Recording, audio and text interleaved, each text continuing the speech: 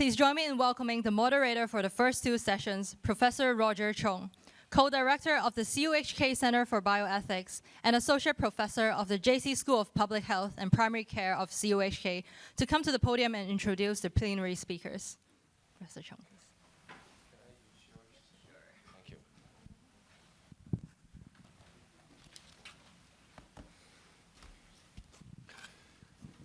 Welcome, everybody. You can hear me, right? Good morning. How are you guys doing? This is going to be a great day ahead of us, all right?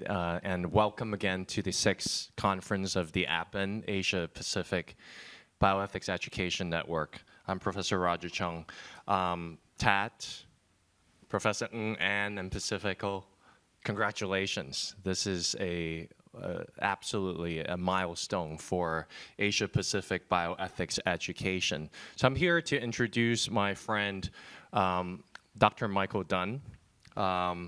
So Michael is an associate professor and a co-director of education at the Center for Biomedical Ethics in the Yang Lulin School of Medicine of National University of Singapore. He works across bioethics, health law, social legal studies, and health and social care services research. Within the center, he contributes to postgraduate education, teaching courses in the theory and also methodology in bioethics, the ethics of AI, health data, and also the ethical dimensions of aging. He also leads refresher workshops in ethical skills for local health professionals as part of the center's continuing education and training programs. And a little bit of a teaser, we also invited Michael to be one of the speakers for an upcoming joint symposium, online symposium, so you guys can all join, with Harvard on December 9th this year. So please, if you are not on our LinkedIn of the Center for Bioethics or Asia Pacific Education Network, please follow us because we're going to release the information very soon. Do you guys have LinkedIn? Okay. Do you guys have our LinkedIn? Now that's very important because we need to stay connected, okay?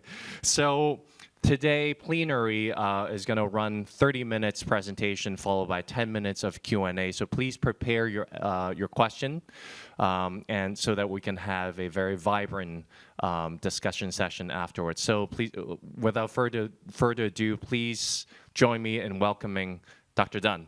Well, thank you very much, Roger, for that introduction. It's a wonderful pleasure to be here in Hong Kong with you all. I'd like to thank the organisers for inviting me to contribute to today's meeting.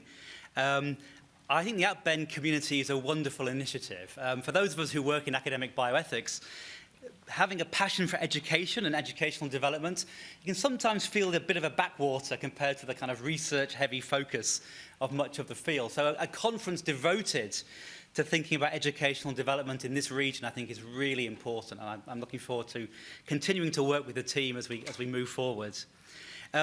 My first contribution to APBEN, I think, was during COVID. And I remember when I was still living and working in the UK, getting up at 4 a.m.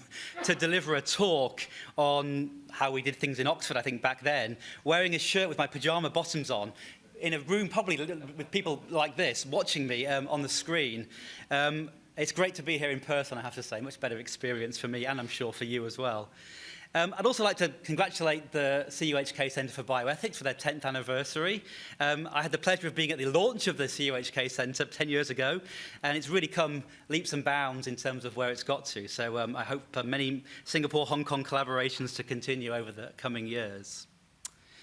I'm going to share some insights about what we're doing in Singapore, but I want to focus particularly on a topic of concern and interest to me in relationship to teaching healthcare professional students.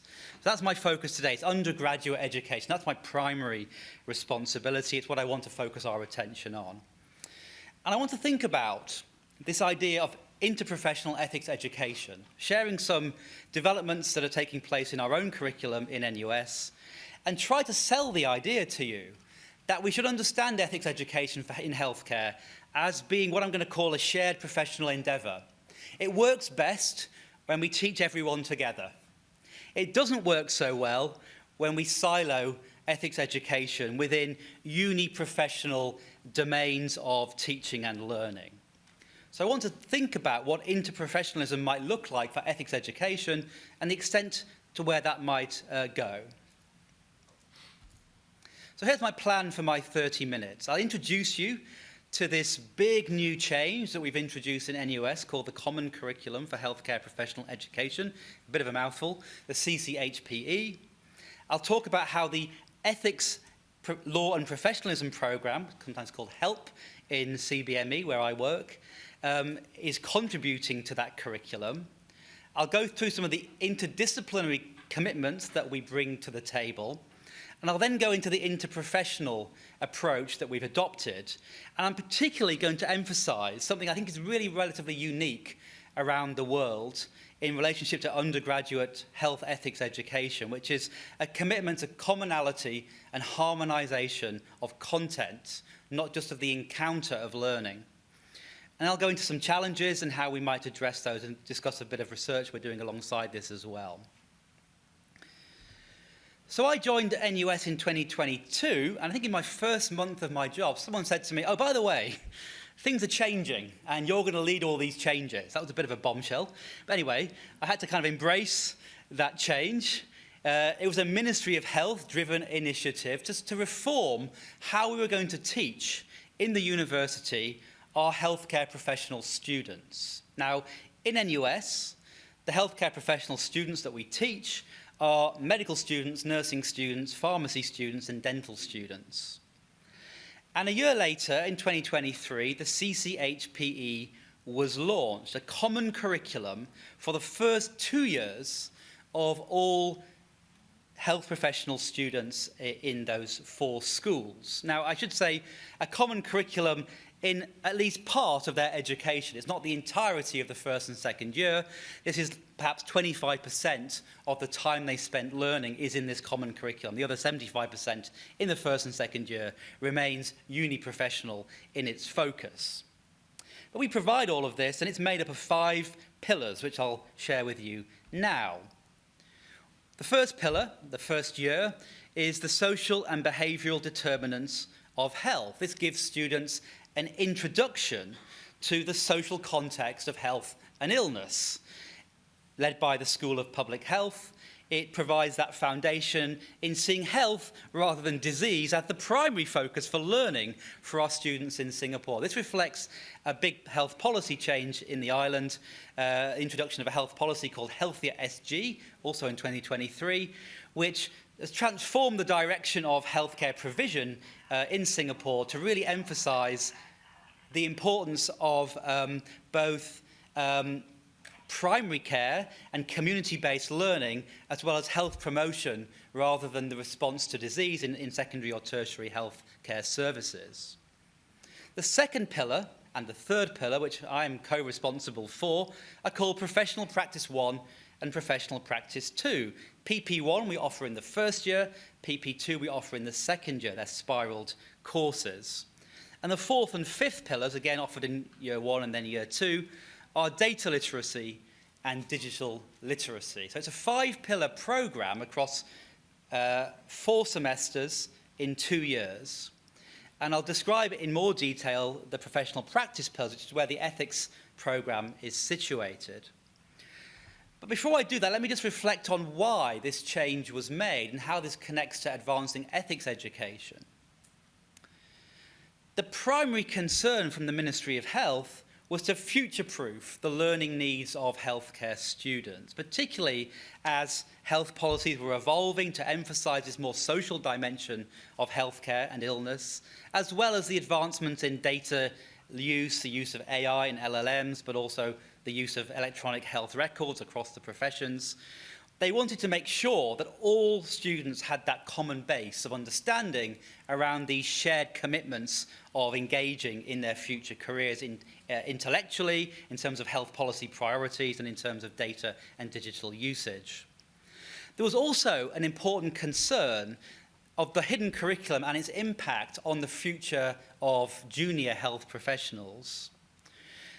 Many of the medical students graduated from NUS Medicine with no understanding of what a nurse even did, and certainly didn't have any positive view about the contributions they could make to the work that they, as doctors, saw themselves as doing. There was this acceptance and recognition, I think, that in the junior years of practice, hugely problematic hierarchies were in place between how privileged certain groups were seen as and taken to be, and the attitudes they had towards each other. The idea was, if we get the students early enough, we'll address that worry from day one in the first and second year. Why ethics, law and professionalism was embedded within this common curriculum, I think, has two explanations behind it. One is tracks the previous point I make. Again, some concern that people didn't know how to work together as teams, communicate well, and understand how they can share their professional responsibilities in practice once they've graduated. Simply thinking about professional responsibility as shared was something that was new to many of the junior practitioners we talked to, beyond merely the application of the specific skills that they needed. They had no idea that nurses were common professionals with similar attributes and commitments in play, and that they should be recognizant of all of their similarities in that way. But I also think that when we take ethical practice seriously, we think about the value of team working in a much more ambitious way. So I've argued in a recent piece in Nursing Ethics that ethical practice is not something that doctors or nurses possess or do. It's something that the community of professionals do together. Ethical judgment, deliberation, action is something that is fundamentally shared on the basis of common commitments discharged through different professional roles. And so the team is not just a learning outcome or something to be aware of. It is the fabric of good ethical practice. We only can be ethical and act ethically as professionals, I believe, if we take that team unit seriously. And so I think that the team is the starting point and perhaps even the end point of good ethics education. And I argued that case in that paper. Another important change that came with these developments in 2023, again, dropped on me a little bit, was the attempt to stop working in educational silos around professional skill development in general. When I joined NUS, the Health, Ethics, Law and Professionalism programme was independent from parallel programmes that sat next to it in close proximity. Communication skills and team working programme, and personal and professional growth, sometimes known as the Enrich programme, which is concerned with welfare, resilience, and the development of professional identity. Those programmes were longitudinal, but they sat separate from each other. And so the new professional practice programme, over the course of the 5-year medical school training, tries to address that siloed way of connecting different professional skill development curricula. So now, through the CCHP, but also in subsequent years of the medical curriculum, we organise together, we deliver together, and we work together in terms of convening workshops, educating health professional students and medical students together. I won't say much more about how that spiralled in the later clinical years of the medical school training in NUS Medicine, but if you're interested, I'll share more about that in my talk this afternoon after lunch. So let me talk now about the interdisciplinary commitments that come about through the ways in which we organise the core curricula within these two initial interprofessional years. The first course, PP1, is known as the Foundations of Health Professionalism. And you can see here that the idea is recognising that we're in the very early days of helping students to forge their professional identities. They need to get to grasp with what it means to be a professional, not just to be merely a student like anyone else. What does it mean to ascribe to certain boundaries in training and then in future practice? What does it mean to understand the basic contours of the ethical, legal and regulatory underpinnings of good healthcare practice that's shared across all professions? And then, given we're working with our colleagues in communication skills, how do we inculcate all of that with careful learning about effective interpersonal communication to forge good practice and good relationships with patients, with families, and with other healthcare professionals, interprofessional communication? The second pillar, the second course in year 2, advances the basic foundations to focus on skills in ethical, legal, and professional judgment. So, students have got a basic grasp of the laws and the principles that apply in healthcare ethics and law and professional regulation. We want them now to be able to go beyond merely the understanding of those basic tenets to think about how to judge, how to reason, how to argue, and particularly how to deal with the need to make trade-offs between principles when they come into conflict in any applied healthcare situation. So we focus a lot on the common dilemmas that these professionals might encounter together and how they might make trade-offs, make judgments, and reason as a team or individually to solve those kinds of scenarios. And once again, we further advance their communication learning, particularly here around how we promote good team working and team dynamics. So one important point about this is the interprofessional nature of the learning. These are compulsory courses that are blended in the way in which we deliver them. They come with asynchronous online material to acquire before the classroom, and then we offer all of these 4 groups of students in-person small group tutorials. An entirely new group of learning that was team focused was introduced for this program called the IPE group. There's about 110, I think now 120, of these groups of 8 students with representatives from each school within each IPE group. And we convene tutorials with 3 or 4 of those IPE groups in the classroom working together. Team-based learning is fundamental to all stages of the activities. So, before they come to class, students have to convene together online or in person. We emphasize significant work in preparation through group huddles, where they will prepare a group sharing, which they come to the classroom to put forward. We also emphasize the need to work as a team or as a group in case analysis, role-playing activities within the communication skills side in particular, and the presentations that they give as part of their learning and assessments. 40% of the weighting of this assessment is on group presentation itself, and we have a unique statistical model that allows, through peer evaluation of the intra-group contributions that each individual thinks their colleagues are making, to modify that group presentation mark. If your peers rank you as being a good contributor, your mark goes up slightly. Otherwise, it will go down if you're marked as being a free rider or otherwise not contributing sufficiently. So we invoke complicated team assessment techniques to give people their final individual marks that reflects team culture within the assessment activities. I think the radical feature of this interprofessional approach is that it commits to complete commonality of content. IPE is not new in healthcare ethics education. People are often bringing classes of nurses and doctors or medical students and nursing students together to learn, to kind of bring them to convey an understanding and find mutual points of engagement. But here, for the first 2 years of their ethics program, everybody learns the same content. I don't think anywhere in the world does this in quite this way.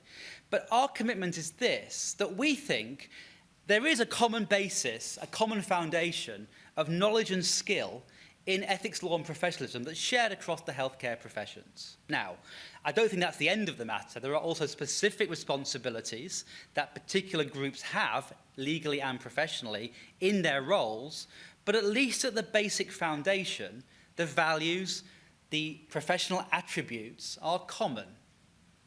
And so we can commit to that, and we can recognize that they have to work together in the future to discharge their responsibilities as shared.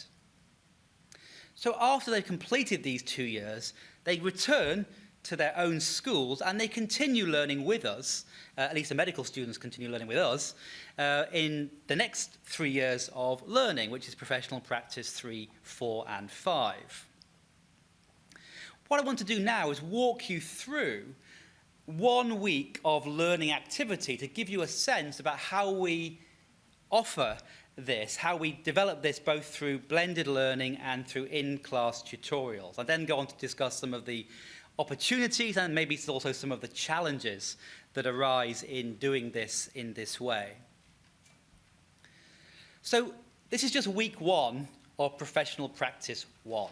So the first week of our encounters with the students. In total, we give them 24 weeks across all 2 years, 12 weeks in each year. But this is just the first step, and if you want to know more about the other steps, I'm happy to share that with you separately. But I'll just walk you through the first week of activities, just to give you a sense of this. Here are the learning outcomes. The aim in the first week is to really lay out what it might mean to be on a professional journey. So the idea here is to help the students to recognise that they are undergraduate students, some of them 18, some of them 20, depending if they're male or female mostly. I'll come on to that in a minute. What they need to grapple with is what it means to be a professional. How do they understand this journey that they've started on? So we explore with them this idea that society might make expectations out of professionals, this idea of the social compact that grounds healthcare professionalism in general, I think. That gives them rights, it gives them responsibilities to behave in certain kinds of ways. It gives them privileges, of course, too. We also talked about what it might mean to work with your fellow professional. Do they even know what a nurse does, a pharmacist does? Do they understand the basic permutations of these roles? We also introduced to them something we created especially for this program, which is something called the RICH framework. The RICH framework is NUS's interprofessional healthcare professional attributes, or interprofessional healthcare attributes. So that's respect, integrity, compassion, and humility. And the idea here is that those are the central dispositions that those students in the room are going to have to acquire across their training to be able to discharge their ethical, legal, and professional responsibilities correctly. So we create this idea that we share this core commitment to a shared professional identity around the RICH framework. And we also introduce them to the idea of boundaries in training, recognizing that identity formation in professional development is not merely a matter of coming to terms with who you're becoming as a professional, but that you're bound in your training role to behave in certain kinds of ways. And indeed, that you can be sanctioned as a trainee for misbehaving or behaving unprofessionally in the course and conduct of your studies. That, for many of them, is something they had not remotely, I think, attended to before they arrive at our classes, the idea that they might be held to account, even as students, in various kinds of ways. So we look at particular issues that come up where that might manifest in the real world commonly for them. I'll talk about that more in a minute. So we use Canvas to organise our learning, and they work through some asynchronous video clips, readings and learning. We give them a sense about what's going to happen in the tutorial and what preparation they need to do to make sure that they're ready to go when they come to the tutorials themselves in person. Well, the first video they'll watch is me droning on for 10 minutes or so about what it means to be a healthcare professional. I talk about this idea of the social compact. I talk about society's expectations and the privileges and rights and responsibilities intrinsic to healthcare professional roles. They then watch 4 very short clips where a doctor, a pharmacist, a nurse, and a dentist just shares what they do, just to give a sense about their role in a junior capacity in the early years of health practice. So they can just get to grips with the basic ideas of what the people on the table around them are going to be like and what they are studying themselves. They then get a little video from my colleague Angus Dawson, who talks about the rich framework, he introduces this idea of professional attributes for healthcare practice, and he introduces respect, integrity, compassion, and humility. And he talks a little bit about how those professional attributes ground an orientation towards ethics, law, and professionalism in general through that video. And then a colleague of mine from the dentistry faculty, Florence Ho, talks about professional boundaries and what it means to be a student held to account in training to make sure one understands the bounded nature of professional roles and responsibilities.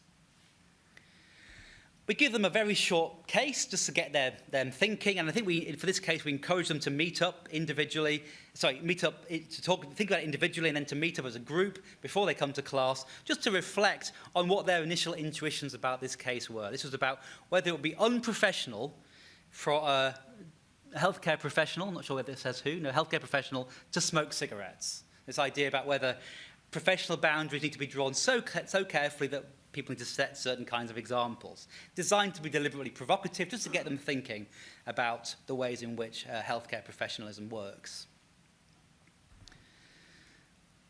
And then there's a group huddle, so I got that wrong. There was an individual task, then there's a group huddle where they have to prepare something in advance of the class. Here, in the first week, they just have to talk together, introduce themselves, and share some basic insight about what they're training to be. So what they learned from talking to each other about what it means to be a nursing student or a medical student, how they imagine working together well, and what kind of difficulties they might imagine will arise once they start working more directly over the course of the next 2 years.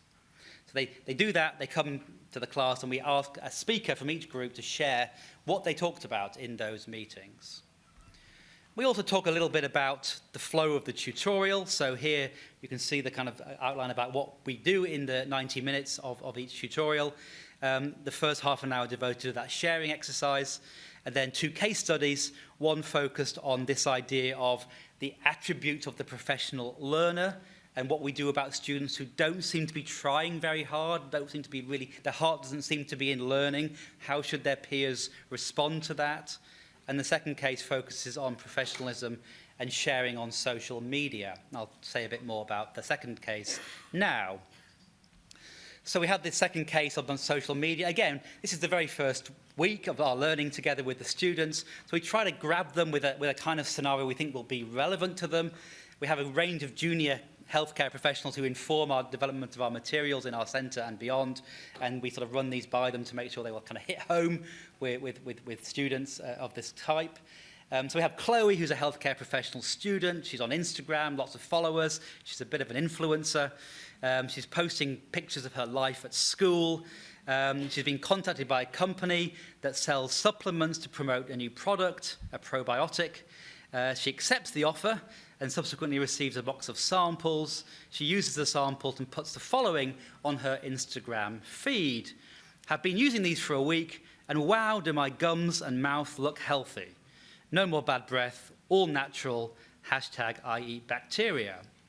So the idea is the students work in their IPE groups. They consider and they elaborate on the effects that Chloe's post might have on the people who see it, including her followers or potentially anybody else who comes across it. And we get them to reflect, at least in a very basic way, about how her post might be seen to be problematic from a professionalism perspective, just to get started.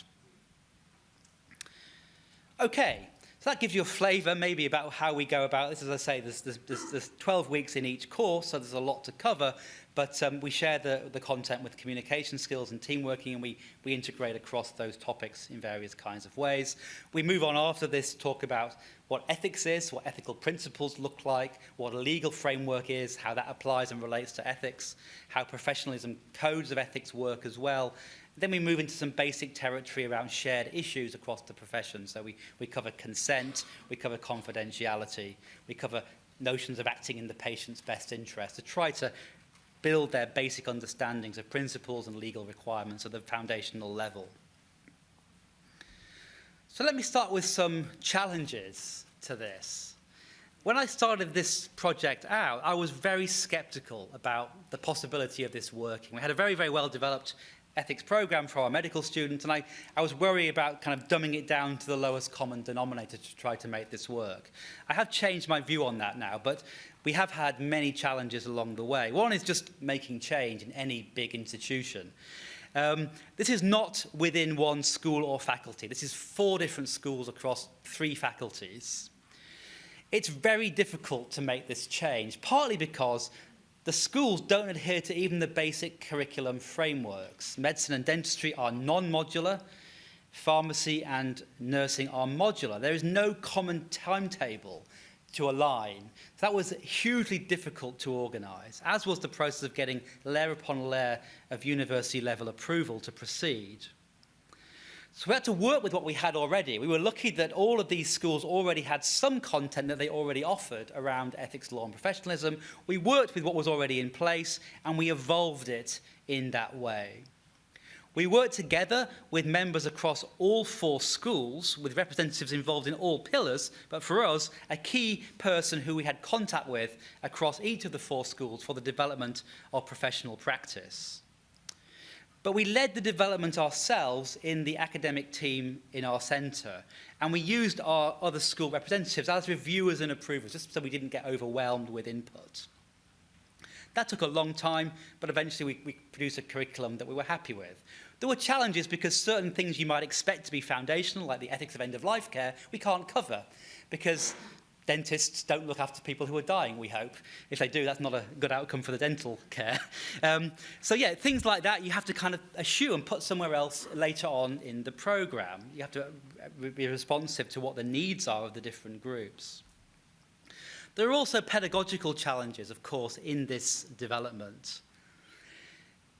Whilst I suggested to you that the basic ethical foundations of the health professions, I think, are shared, if we look at the professional regulatory frameworks in place in Singapore, there isn't an awful lot of direct commonality beyond the commitment to certain basic principled requirements. The SMC, the Singapore Medical Council's Ethical Code and Ethical Guidelines, is 10 times longer than any of the other ethical codes and guidance. It has much more information in it and much more guidance indeed. The basic unit of ethical concern differs. So for the medical code, it's the patient you put first. For nurses in Singapore, it's the public with a capital P. Sorry, no, it's not. It's the people with a capital P, where the people includes patients, family, and the community. There's a different ethical focal point. Now, I think in practice, not much changes when we move between the patient and the people, but it is an interesting differentiation between how those professions orientate themselves, I think. One real challenge is how do you provide common learning experiences to 4 groups who have very unusual contact in a healthcare space? It's particularly hard to get the dentists involved in a common learning experience because dentists don't tend to work alongside pharmacists and doctors. They do work alongside nurses, but they don't tend to work together as 4 groups. So one thing we tried to do this, we haven't really developed this fully yet, is produce what we've called the narrative soap opera, the Tan family, where the idea is the students encounter this family. There's a medical student, there's a dentist, there's a very unwell older aunt, and they see members of this family going through healthcare experiences over time to try to find some commonality and connection between the learning when it may not be possible to feature the dentist in one particular case. That's one way we try to do that. It's also just a quirk of NUS that these are the 4 professions that we teach. There's no space here for medical social workers, other allied health professionals like physiotherapists. It's just kind of random that these are the 4 groups. So really, if you commit to this idea, I think we've got to really move towards inter-institutional learning, where other groups who are not currently present at the table are also part of the learning process, at least at some point in this curricula. It's also unfortunate that currently this first 2-year foundation is the only point at which their learning aligns in ethics, law and professionalism.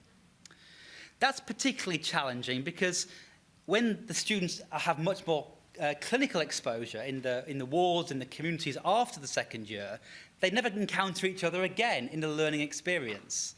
They don't get to encounter each other, they don't get to continue to learn on the ground. There are some developments to try to change that, to spiral interprofessional ethics learning upwards into the wards, into the community settings where their students are based. But there are big challenges there because of the amount of time commitments that are already in place and how tutorial-based learning works in healthcare practice environments after the first 2 classroom preclinical years. Some students also come to the table with very different experiences. For example, the nurses are in practice from day 1. Medical students don't really encounter any patients until year 3. So nurses often come with much more robust experience to share.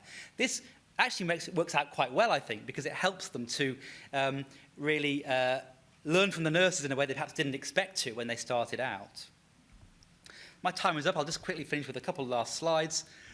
One of the real practical challenges here is the size of this. There are 950 students in each year.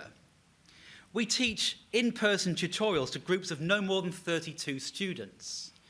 We offer 32 tutorials on one day, 16 simultaneous tutorials run back to back. You can see one of my tutors up in the audience here will be able to share with the group how difficult this is. You do the same thing twice, and there are 16 rooms where different tutors are doing the same thing. And my challenge as one of the leaders of this program is basically quality assurance. It's making sure that the basic level of learning by tutors to students in the classroom is broadly consistent. And we do tutor briefings, tutor workshops, and such like to try to help that process. But this is a massive endeavour. And when you include the 1,000 students we teach in years 3, 4, and 5, we're teaching almost 3,000 students at any one point in time across our ethics programs now.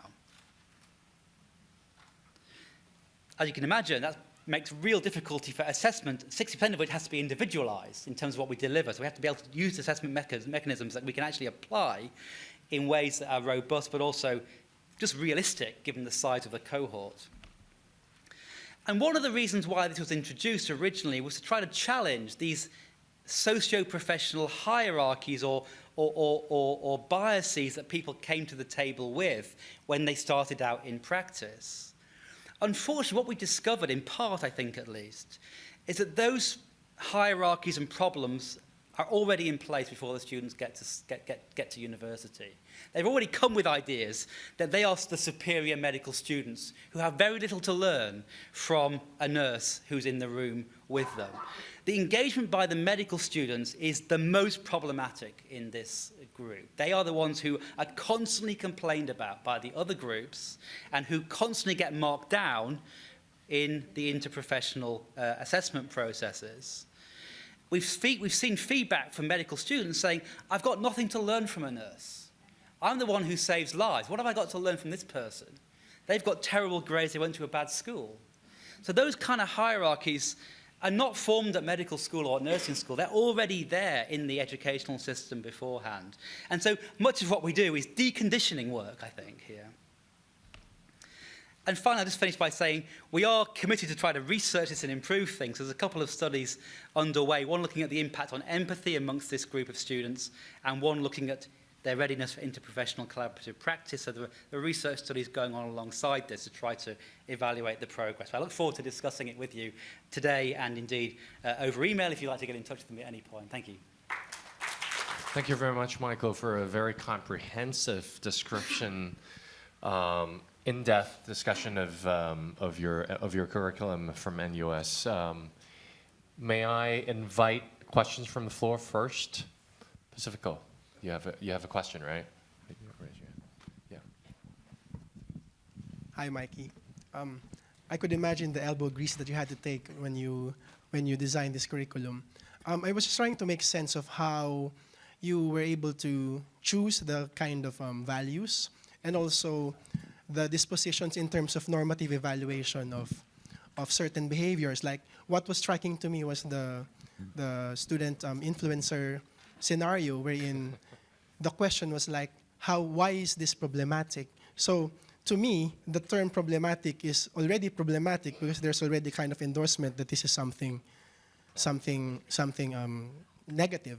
So my question is, how does your program invite a sense of debate? For example, what if there are students who are contra the to your to the endorsement. Yeah. Yeah, thanks very much. I'll take the two questions in turn. So it was a lot easier, I think, when we worked with the 4 schools to get basic agreement on ethical principles. That was essentially shared. Everyone had the same ideas in mind. The difference was just in application of those principles to practice. On the professional attributes and this idea of the interprofessional rich framework, we did have to work quite hard on that. There was already existing professional attributes of that kind in play.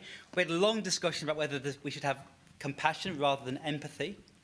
And eventually we decided that compassion should be the one that kind of contained empathy within it. But that was just essentially an agreed set of commitments that we managed to forge with the other groups. To try to say, look, we're all in the same business of developing a certain approach to our work of the same kind, essentially.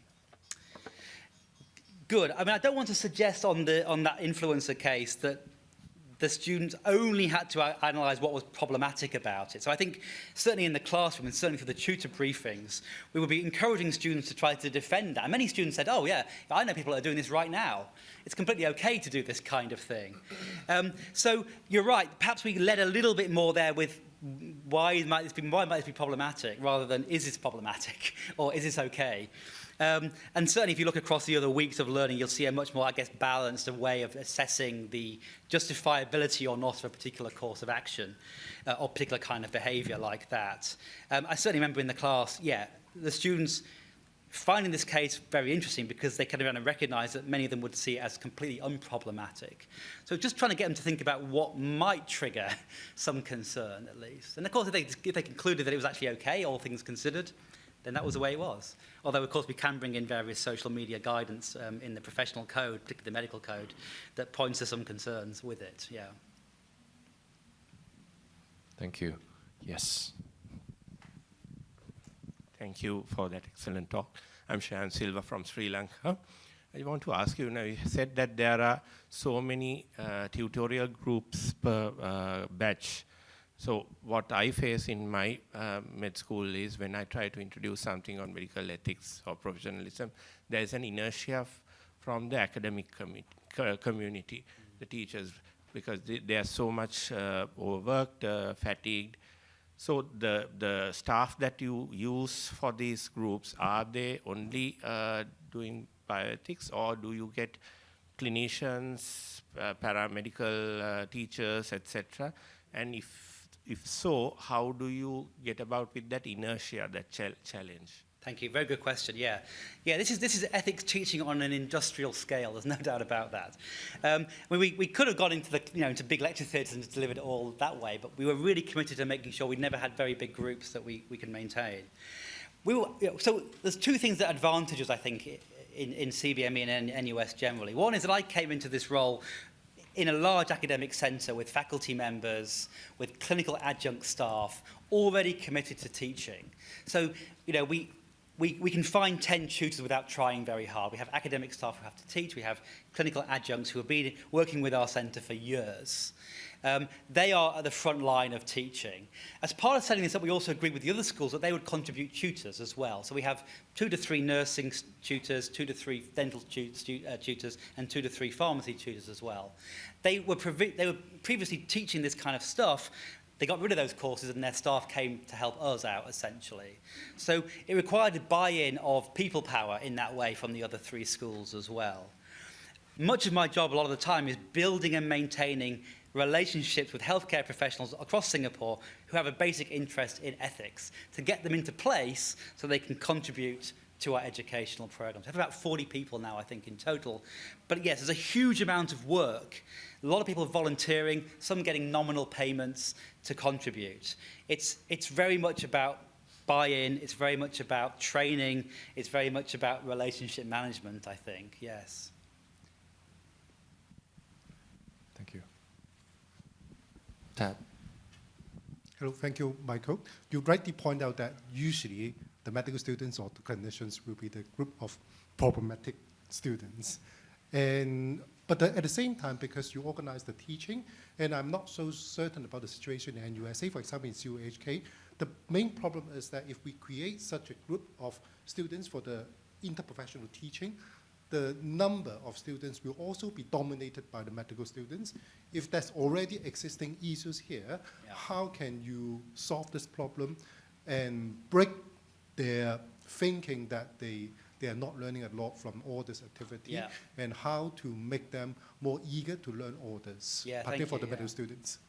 Yeah, I think it's really hard because only 25% of their time is in this curriculum. So the rest of the time, they're getting to know their friends in medicine, right?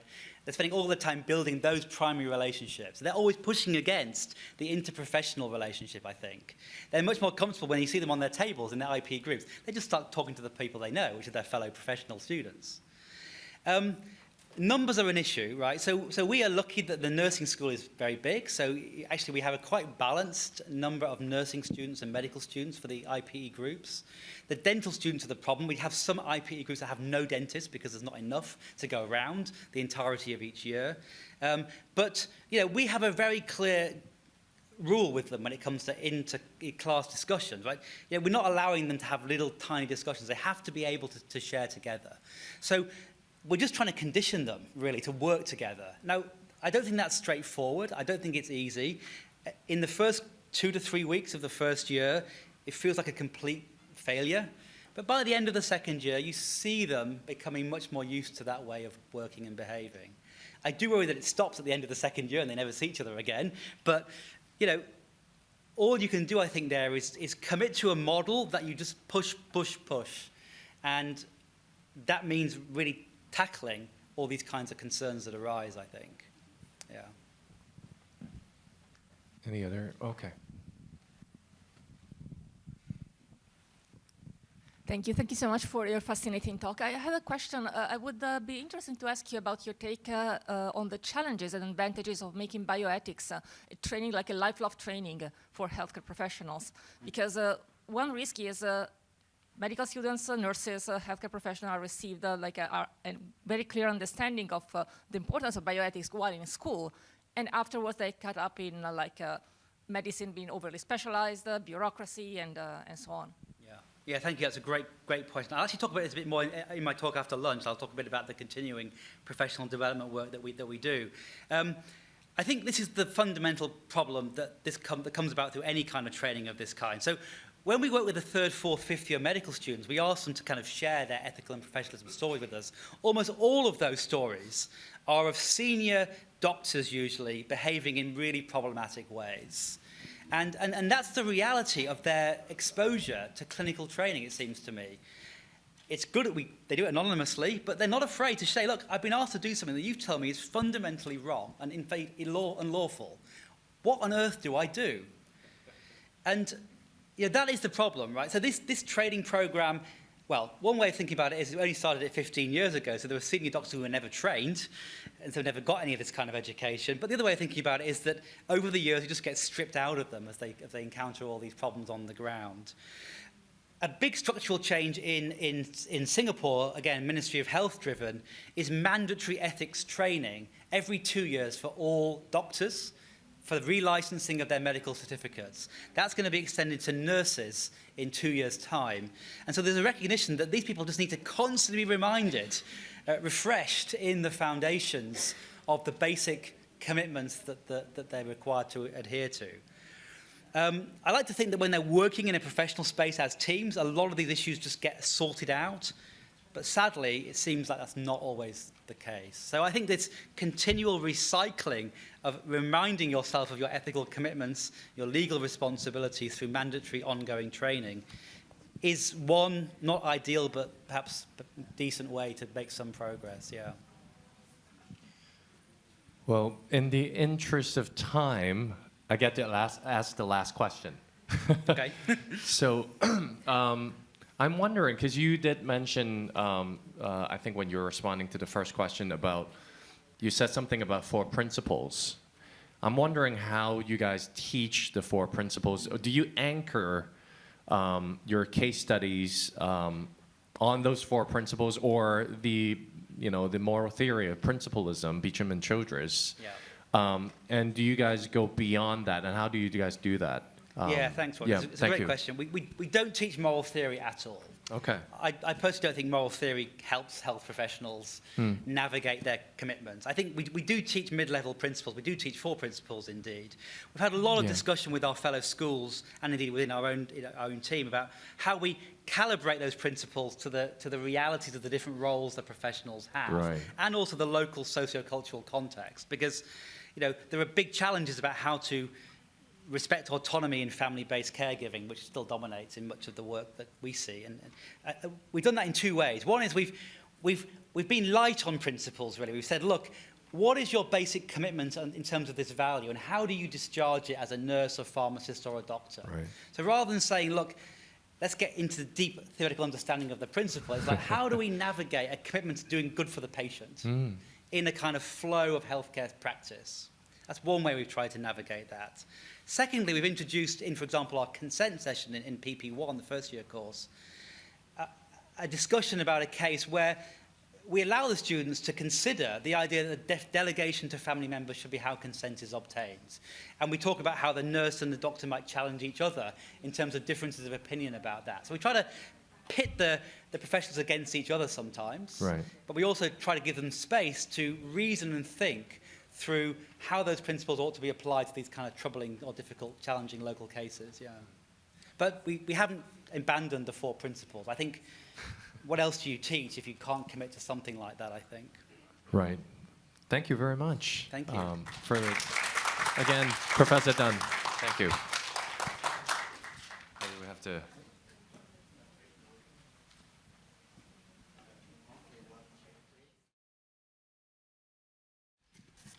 Thank you, Michael, for the very enlightening talk again. So I am now responsible for introducing our second plenary session delivered by Professor Kulsum Gias. Do I pronounce it correctly? Close enough. She chairs the Department of Biological and Biomedical Sciences at the Aga Khan University in Karachi, Pakistan. I hope I'm also pronouncing that correctly. She completed her PhD and postdoctoral training at the Northwestern University's Robert H. Lurie Comprehensive Cancer Center in Chicago, USA. Dr. Gias has held several educational leadership positions in the AKU Medical College. She's an inaugural member of the AKU Haley T. DeBass Teachers Academy and extensively involved in curriculum planning, implementation, and teaching, including the development and delivery of bioethics curricula across programmatic levels. She's also the lead editor and one of the authors of the book titled Bioethics in Pakistan, Local Contexts and Local Cases. Internationally, she has served as chair of the AMI Aspire Academy and is currently vice chair of the Aspire board and an associate editor of the Medical Teacher. Her title today is Whose Ethics, Bioethics Teaching and Learning in Context. Please join me in welcoming Professor Gias. Thank you. Thank you so much, and good morning, everybody. I do want to add my appreciation and congratulations for the 10th anniversary of the CHUK Bioethics Center, and thank you for having me. I lived in Hong Kong, I'm going to give my age away, more than 3 decades ago. And it's always a pleasure to come back and really to be able, it's very nostalgic for me to be back. So thank you to Professor Ng, to Anne, Tat, Pacifico, everybody for having me here. That's a tough act to follow, Michael. That was an extremely comprehensive blueprint for a very difficult task. And my first disclosure is that I'm going to do a little bit more of a bird's eye view than really get into the weeds and do a little bit more of a blue sky thinking. Sorry. So Roger, you got it right. It is Kulsum Gias. I am professor and chair, and this is my second disclosure. Professor Ng has tremendous experience. I'm not a bioethicist. I am very much a cancer biologist who had a lot of experience with bioethics as a student. So I had the privilege of James Childress, for example, being one of my professors when I was an undergraduate, and many others. But I really got into the bioethics game when I joined the Aga Khan University 18 years ago and was thrown into the medical education landscape and asked, or maybe I decided to do something about things like our undergraduate bioethics curriculum. Other than that, I have no conflicts of interest to declare. So let me start with something that I think Roger and Michael were referring to in that last question. It's a clinical encounter, something that probably happens day in, day out at tertiary medical centers around the world. We have Mrs. S. She's a 50-year-old woman. She's come in and she's presenting to this tertiary care hospital with a breast lump. The surgical team recommends a biopsy and possible mastectomy. The surgeon explains the risks, benefits, and alternatives. So coming to the 4 principles, Beecham and Childress would easily pin down that respect for autonomy, and they would be right in doing so. In this is critical that there is the patient's right to make an informed and voluntary choice. Switching gears, and I promise I will come back to that case again, but switching gears, this is something that we see. I continue to be a cancer biologist, a cancer biology researcher. So this is a small public sector research team studying antibiotic resistance. And the principal investigator, who's a senior scholar with an international reputation, is overseeing a collaborative grant-funded project. Now, a junior researcher on the team, Dr. A, manages daily operations and during data analysis, notices results that could affect the study's validity. This Dr. A now recalls his research integrity training that he received as a student, perhaps as a postdoc, and he recalls that responsible conduct of research very much stresses on the need for research integrity. So we had in 2010, what came out of Singapore is just the foundational principles that may apply to clinical ethical practice, but they very much also apply to research ethics, is the idea of honesty and accountability, professional courtesy within your field, but certainly stewardship of the funds and other things that are important. And it should be clear what Dr. A's next line or next step should be. So why do I show those? I show those because while the next steps may be obvious, in real life they tend not to be. So what I'd like to do over the course of the next maybe 20, 25 minutes is really explore these real-world cases a little bit more and see how they highlight the gap between ethical theories and what is everyday, on-the-ground decision-making that we teach and train our students to do, but they struggle to actually deliver on it. And then we should appreciate how culture and context influence and actually create that conflict in the practice of bioethics. And here's where I'll end with just a little bit of more blue sky approach to just talk about how can we help our learners develop a values and reflection-based toolkit for ethical practice. Now, as I was doing this, and I think some of people have already seen this, and referred to a moral compass, and that's really what I wanted to argue by the end of this talk, that what we need to help our learners do is develop that moral compass. I couldn't find a good image on the internet, so I asked AI to have a physician with a patient, and this is my exact prompt, and maybe holding, instead of a stethoscope, a moral compass. And that's what it gave me. And as I want to do, I started arguing with AI. I didn't like this. I thought that the physician could have been a different gender. There could be other ethnicities represented, and I asked it to do a little bit better, in which case it gave me a token lady in a hijab and the token Asian, I think, who is in support staff, again, not the physician. And the patient became a little bit older. I didn't like this either. I thought the physician was now completely fuzzy, hazy, not really in the picture. So I said, no, the physician and the healthcare professional team is really part of the decision-making, and that needs to be depicted in this image. So this is what AI did and got rid of the patient completely. Hugely problematic. This is the best it could do. So this is what we're going to use, and this is where I stopped arguing with it. I thought it was time to move on with actually making my talk.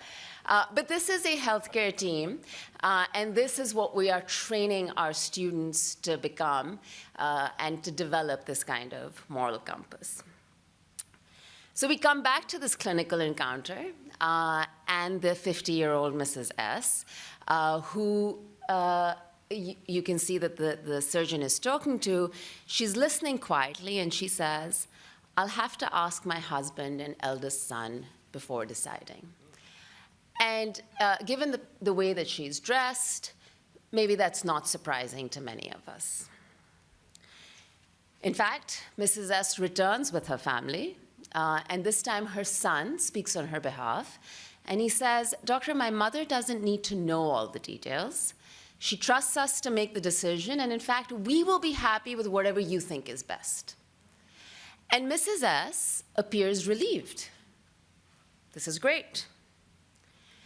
But to the medical student that has been there from the start of the encounter, who was there the first day when the surgeon gave the options, there's a conflict. The student feels conflicted because in class, she was taught that you've got to champion the individual's right to choose. Obviously, she's not at NUS getting Michael's fantastic program, but she is thinking that this is problematic. But at the same time, what she saw with the patient's interactions and the family's interactions wasn't improper. In fact, it was natural and respectful. Great, she manages to get through this encounter and several others. Only 3 years later, she's now training abroad. And this time, she encounters patients who not only insist on independent thinking and decision-making, but sometimes that decision-making is misguided. And now she's completely conflicted again. And that conflict has to do a lot with, well, is it that individual autonomy that we were taught is correct? How is that influencing in consent? Is that truly informed? And when it comes down to it, and again, this was mentioned at the question and answer at the very end, that in many cultures and contexts, actually decision-making is very much family-centered, and it's a reflection of what we call relational autonomy. Now, Kleinman described this, and I really like this term, as local moral worlds. So another way of describing culture, but it's the social context within which ethical decisions actually happen. And they differ from region to region and countries and contexts, and even within countries, within contexts as well. Now, if we come back to Dr. A, who is struggling with an issue of research integrity and who has been trained to always speak up and do what is right, his problem is that he actually fears raising the issue with his principal investigator. And that concept of fear keeps him tethered down, but after much contemplation, he does gather up the courage. He speaks to the principal investigator, who completely dismisses his concerns, says, "This one's minor, just clean it up, drop the outlier so the results are consistent with our hypothesis, don't overthink it, we need to publish before the grant ends." And Dr. A struggles with his conscience and really does not know what to do next, because faculty like myself have always stood in front of him and said, you always have to do the right thing, and you need to speak up. But in this case, it could be his job that is at risk. It could be the grant itself. Let's think about it as a large international collaboration, in which case he and his PI have to uphold their end of the bargain and get the work done in time.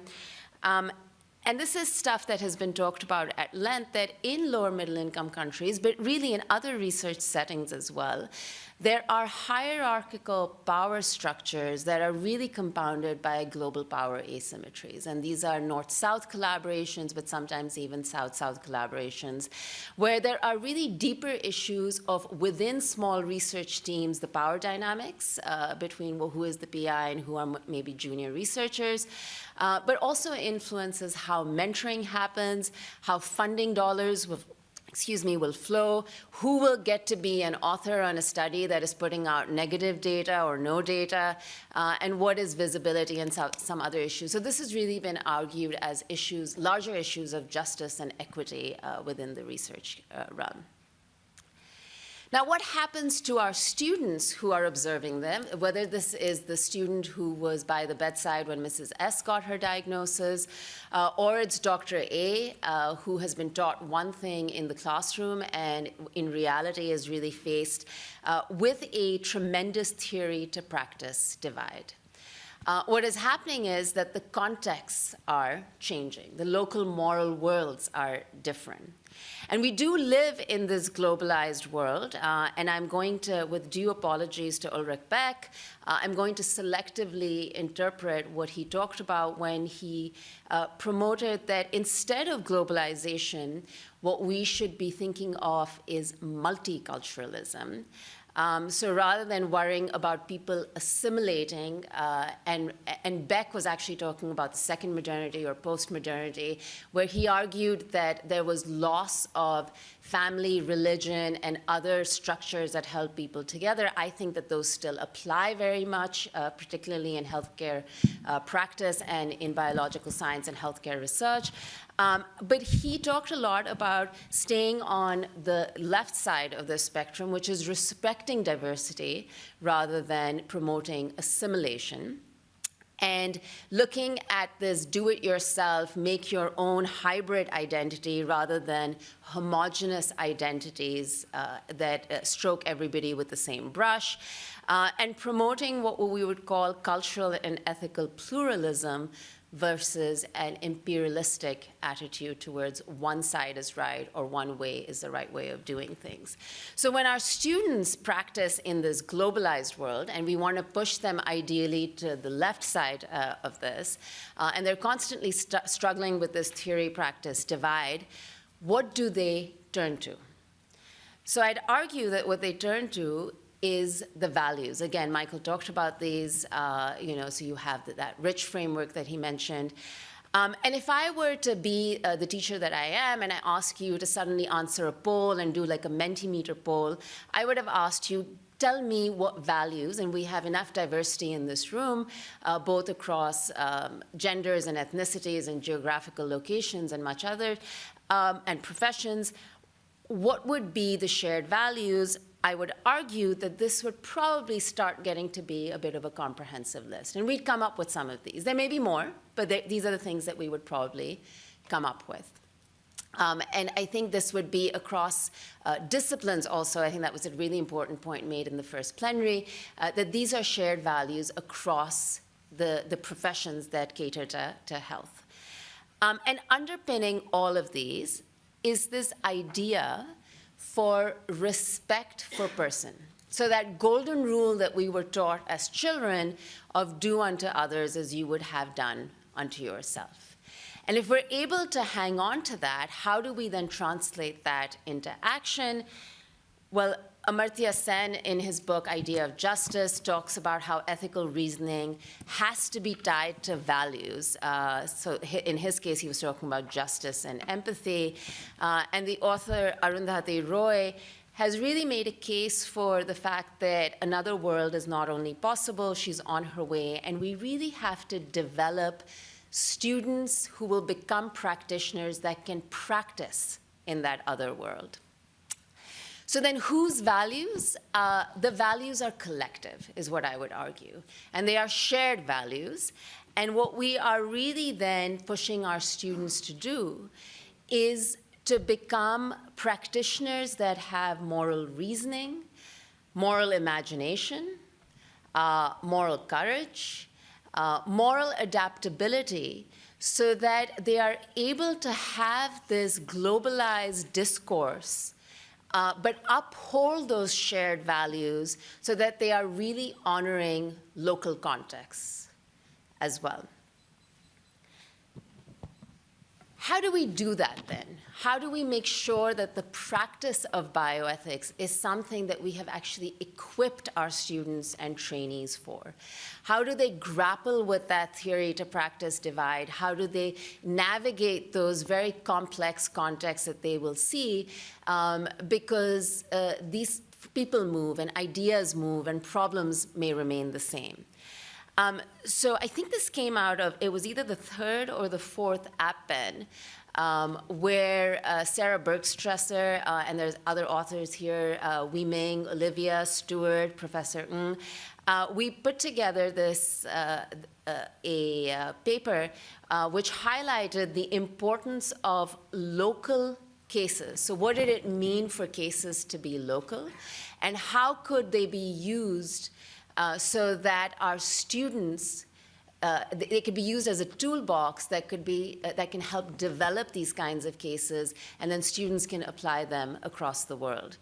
So that was a paper that established, or we talked importantly about the resonance that local cases can have for bioethics education.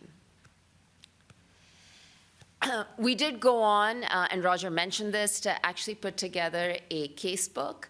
It's a local context, local cases, but we steered clear, or we attempted to steer clear of being prescriptive in our in the narratives that follow these cases. So they're very much cases with very provocative questions, which can allow students to interdigitate what might be their context and their interpretation. So again, talk about what might be the best way to have decision-making that is rooted in those shared values. And the concept of then reflection and teaching students how to reflect, particularly in a just-in-time fashion, so that they're not grappling with something later at night, but they're able to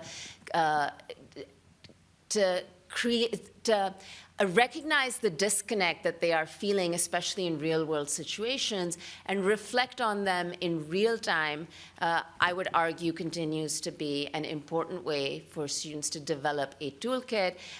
We did this to some extent and to some success with an app that we created, which was called Ethical. So that was a pun on the fact that AKU was in the middle of that, and it was ethical, AKU for the Aga Khan University, where reflection was a core principle that students had to follow. But I think that there are many AI tools, and perhaps Anne talked about these yesterday, that allow us to do much of the same stuff and maybe less labor intensive. But it continues to be, I think, very, very critical. Another idea is, and I refer you to Bashir Javani's work, who's an ethicist based in Canada, and he has a framework which we call the Bashir Javani framework, but it's a moral toolkit that allows anyone, and I've used it in difficult decisions and difficult conversations with my teenage daughters, for example, as a way of moving towards a shared decision that is taken on the basis of identifying what the issues are and coming up with a collective decision at the end of it. And I leave with the last couple of slides on our collective responsibility as teachers and educators and bioethicists and researchers of actually developing the knowledge that can decolonize much of the information that is out there on bioethics. And I give this example, if you haven't read it, this is a book by Barbara Kingsolver called The Poisonwood Bible, in which a missionary goes from the state of Georgia in the United States to the Congo. And there he plants seeds, literal seeds, exactly the same way that he would have done them in Georgia. And he plants them in the ground. Now, the locals look at him and they kind of laugh and they say, this is not the way we do it. You're supposed to pile them up underneath the trees. And he mocks them and says, you don't know how to do it. Well, so this is narrated by his daughter, and it's a little impactful, so allow me to read this out to you. So the daughter says, Father turned the soil, neat rows in righteous order, as if Georgia clay and Congo rain were the same thing. The villagers stood watching, amused and patient. They knew the floods would come, that the heavy rains would wash the seeds away, and then later, after the rains, nothing came up but a wash of mud. Father said it was the Lord's will, but the villagers knew he'd planted on faith, not on knowledge. And I share this example just to say that indigenous knowledge, or knowledge that is created in different ways, is just as critical. And we actually owe it to the field to be generating that knowledge ourselves. And Pacifico talks about it, and if he'll allow me to paraphrase, this is about really embracing epistemic diversity. So we generate the scholarship that strengthens understanding of ethical pluralism so that we can promote the importance of context in bioethics practice and pedagogy. And I end with this to say that we do live in very difficult times, and the problems that perhaps we saw as trainees and students have only been compounded by the realities of the world that we live in. So when we talk about this development of shared values and giving, so whose values? Our values, collectively. But as we talk about giving students and empowering them with this ability to navigate with their moral compass, I think we're guided by a couple people, two of people that I love to quote. One is Dante Alighieri, who, the Italian poet many centuries ago, who in the Inferno really warned us against moral indifference in times of crises. And really which part of hell was reserved for those individuals. But there's, in Pakistan, actually before Pakistan was founded, there was a very famous poet by the name of Iqbal. And I leave the Urdu up there for those in the audience that may be able to read it. But when he says, "Ke kyun ziyakar banu, sood faramosh rahun," what he's really talking about is that I am not a flower. I'm not insensate like a flower. I am a human, and I have been invested with the power of speech that must embolden me. And I think that is really the spirit that we need to be able to imbue in our students as well. So Shishe, thank you, and Shukriya. And I leave with some references up. Thank you very much for a fantastic presentation. I share with you that you know, much of what you were saying is you talked about the principles and also respect for autonomy, and also the limitation of respect for autonomy in the Beecham and Childress lingo, because they are really talking about decision-specific autonomy, but then what if you have delegated that power to a family member? So, and then you mentioned about relational autonomy, and that's very important. I would like to invite questions from the floor before we go on with this discussion. Yes. And while Tat asks the question, can I just add that I think in this case, Mrs. S did make a decision. Right, exactly. Her informed decision was to delegate autonomy. Right. That and is we why, can't forget that. And that is why we need to talk about relational autonomy.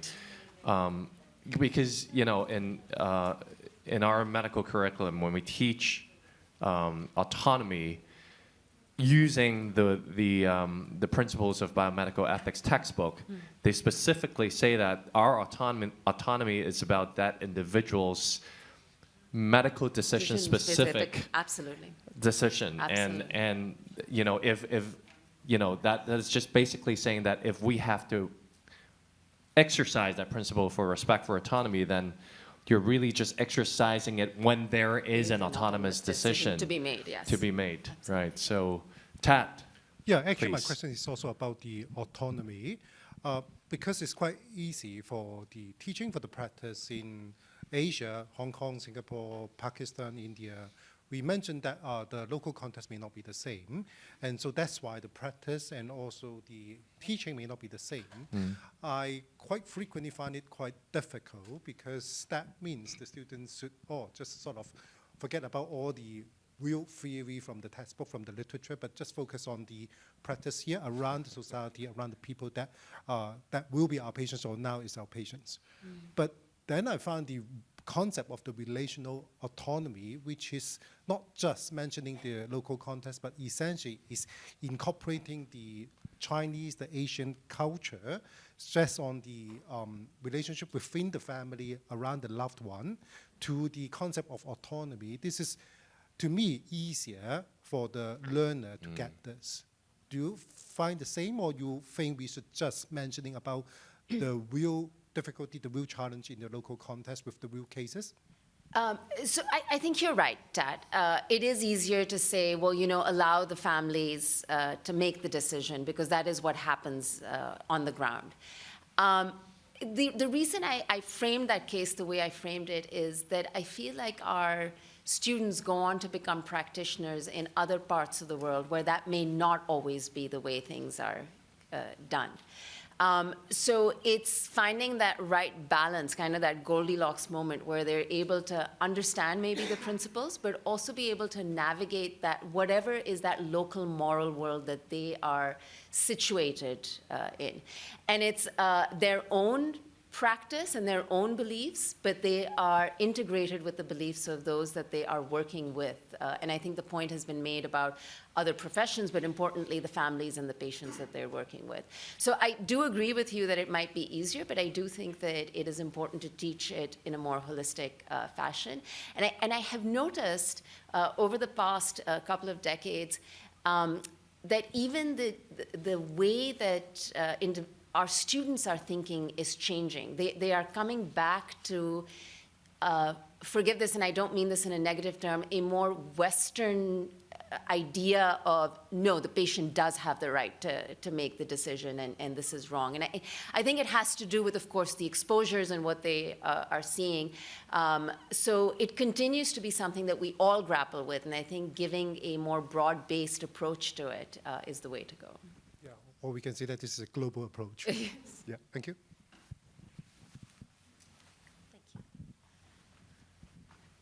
Mark and Derek.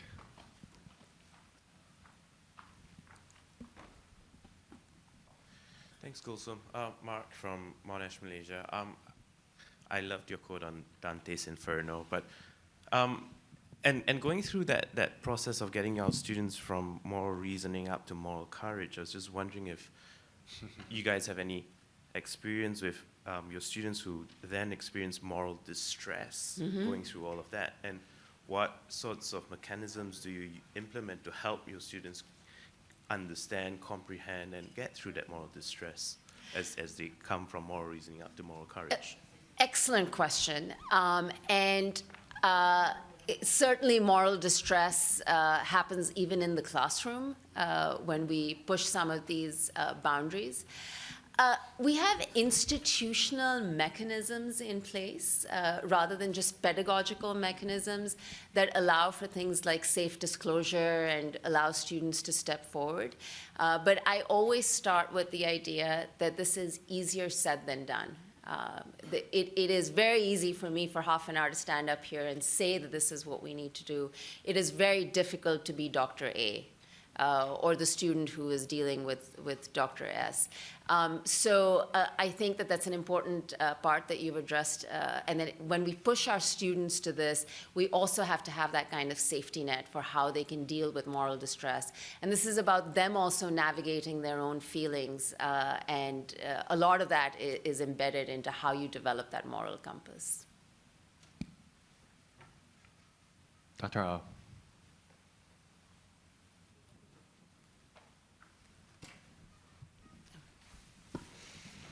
Yes, Derek Kao from CUHK Center for Bioethics. I'm curious to hear what you think about the fact that cultural values do change and get challenged, sometimes legitimately. For instance, in mainland China, we know there's very much family-based culture is very Asian. And yet in mainland China, in the past 2 decades, the government has proceeded to reform the law to make informed consent individual-based. So that now patients are required to sign on informed consent forms, even though the discussion can be family-based. So it seems that sometimes we can get sort of carried away by defending multiculturalism and forget that things do sometimes need to change and move on. So again, excellent question, and I don't know that I have the answer to it. I think that what I'm always reminded is a colleague who says there's a big difference between what is legal and what is ethical. And while they may overlap, it's not always they're not the same thing always. So again, what I think I'd like to argue for is a moral adaptability to be for practitioners to be trained in such a way that they are able to parse out the situation and therefore make decisions that are situated in the contextual realities. I think we can argue that there may be right or wrong in doing so. In Pakistan also, we insist on something going on, and it's a thumbprint of someone who doesn't even know how to read a document or an informed consent. So really you wonder what that thumbprint even means at the end of it. So I recognize the challenges, and I absolutely agree with you that you have to change with the times. But I think equipping our students to change with the times and to make those decisions is also an important part of this. Yeah, there's a question at the back. Thank you very much, Professor Gia. I'm Alexandra Lowe from the CUHK. Thank you very much for that presentation of relative autonomy. I think it's not only very theoretically sound, but also very practical in treatment of cases. I just want to raise a question about undue influence. I'm sure you've thought about that, but this is probably a different topic. But when we deal with respect for families, decision for the patient, and I think for the majority of cases, all this would work. But in isolated cases, when you see that the family's decision is actually not in the interest of the patient, what are some of the guidelines that you could provide for us? What a fantastic question. And we wonder why medical students come into medical school with an inflated sense of self.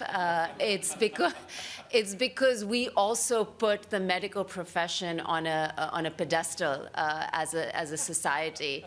And really, in contexts, including Pakistan, they're treated like one level below God, right? Like they are the hands of God doing the work on earth.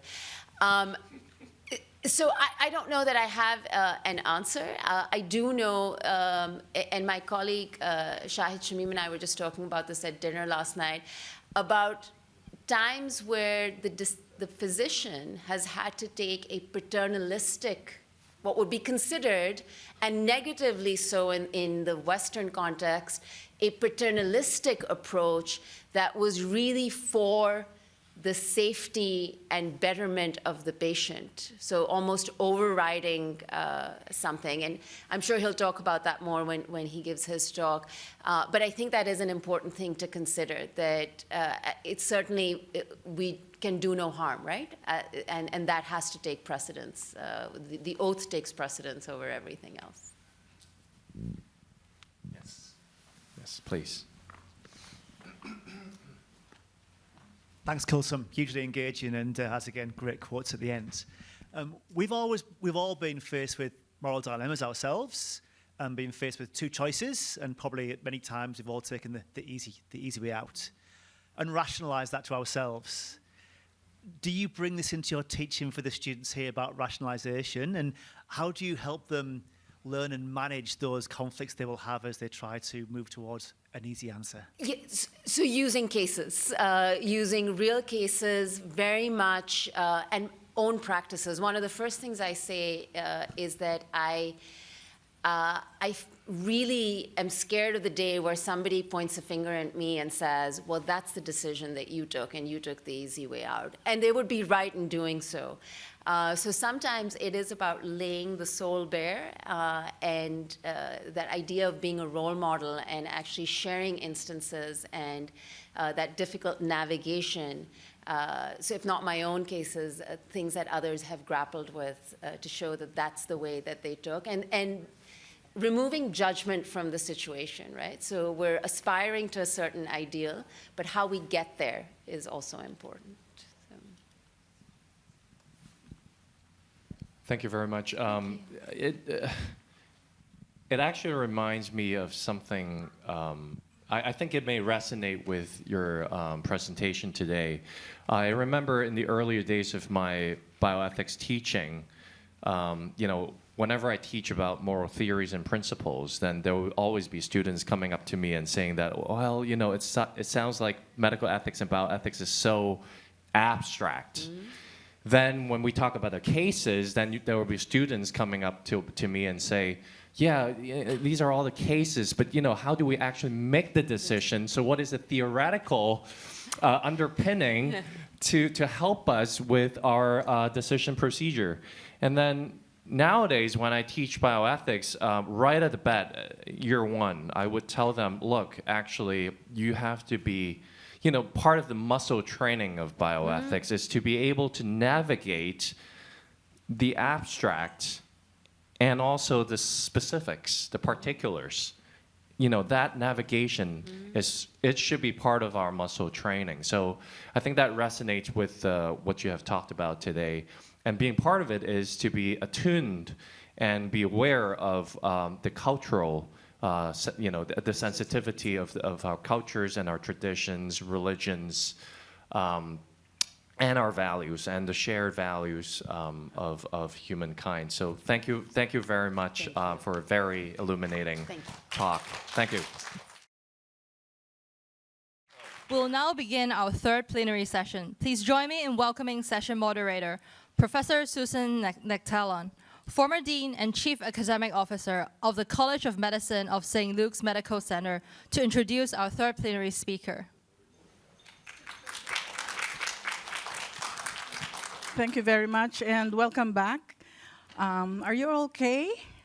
Are you ready for the next plenary? All right. So our plenary topic is on the dialogues on moral discourse in young generations. When is the best time to introduce bioethics education? Our speaker has varied interests, okay? She leads the CUHK e-learning community of practice on virtual reality and is the lead faculty of a project on artificial intelligence in medical education, which she collaborates with various disciplines. Currently, she is co-director for the Center of Bioethics, the Assistant Dean of the Faculty of Medicine, and the Associate Director of the School of Biomedical Sciences here at the Chinese University of Hong Kong. Colleagues and friends, I present to you Dr. Ann Sin Lau. Dr. Ann.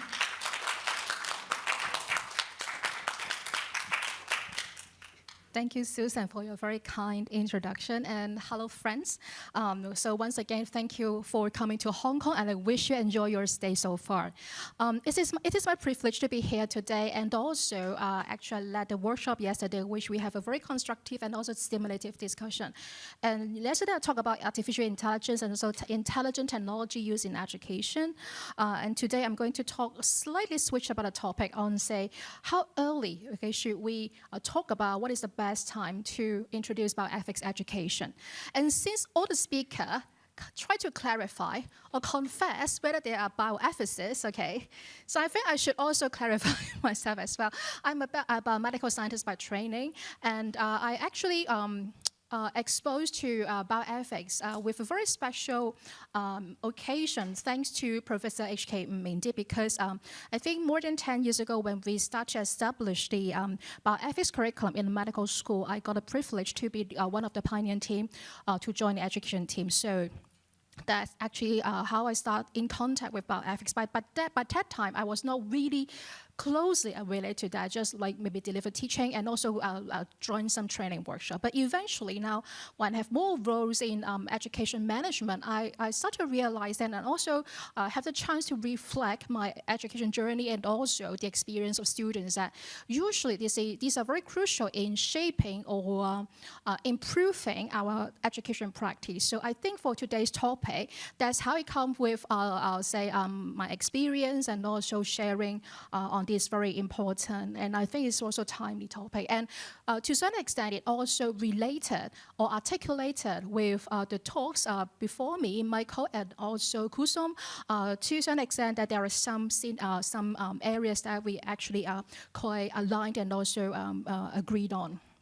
So for today, I try to start with the exploration, also explore the global perspectives, okay, about, say, about ethics education in the healthcare professional, and assess the local practice, whether introducing bioethics education in tertiary level, okay, is too late for shaping ethical decision-making in healthcare, analyze the implications of age in learning ethical values, and determine the optimal introduction points of ethics education.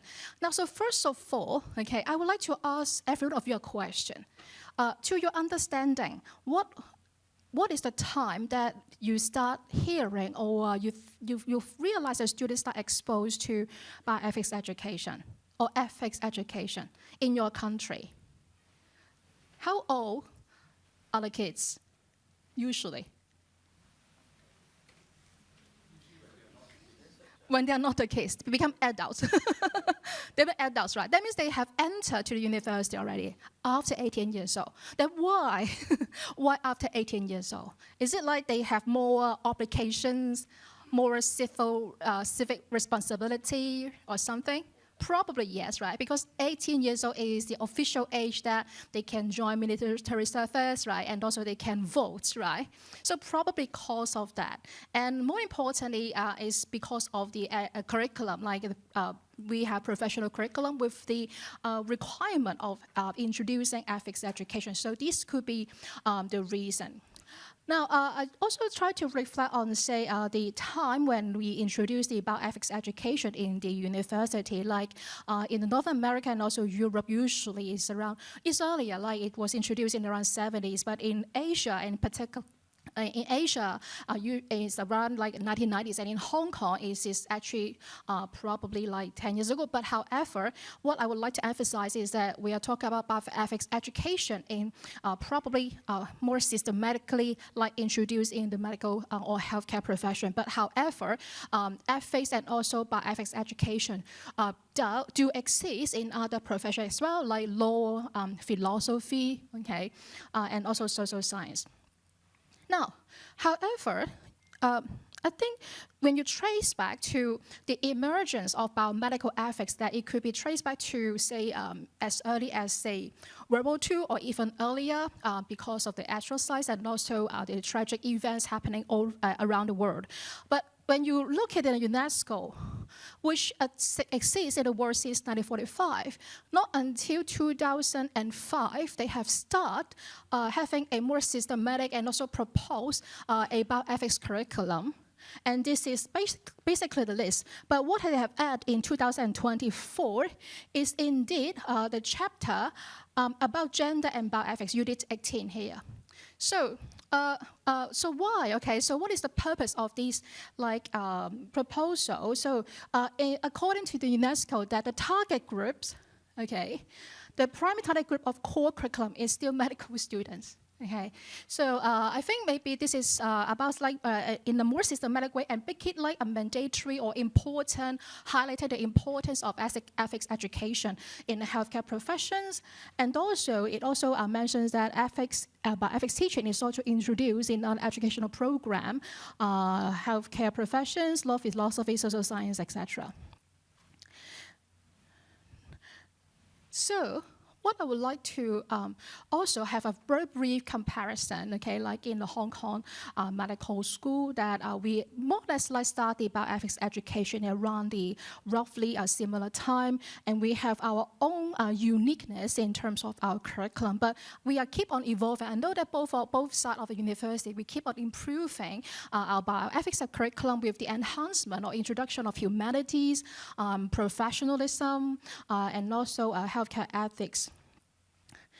Now, what I don't mean to is not really like try to like compare which one is better, but I also want to highlight when we enroll or implement the bioethics education. So colleagues from Hong Kong U side can correct me or share with me or interrupt me anytime that students know that bioethics is important in the profession.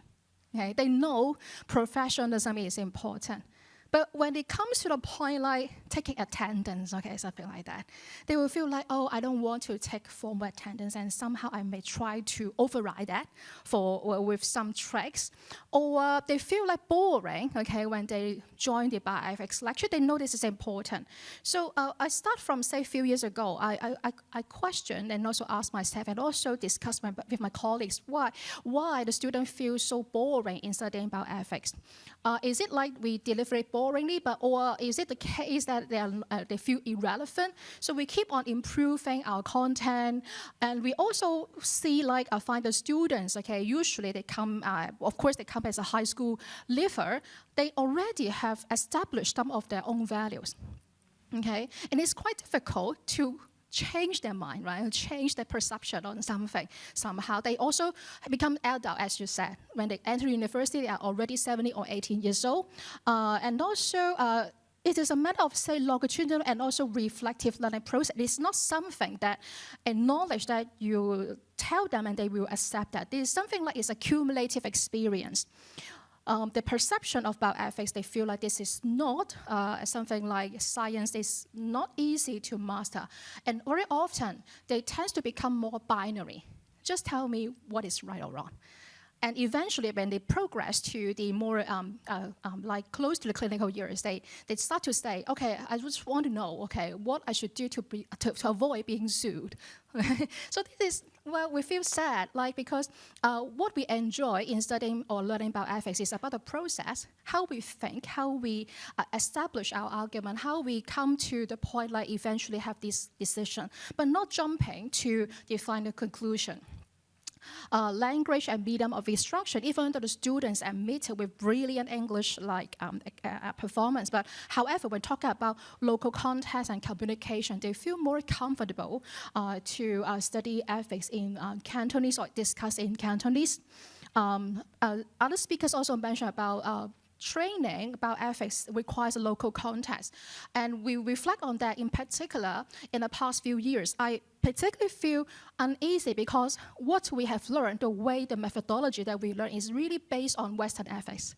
And that maybe we have overlooked the local culture, like in we are more Chinese, okay, we are like more of family center. So when you talk about respect for autonomy, that basically we still like quite bind closely with the family decision. So this is something like maybe we didn't really highlight.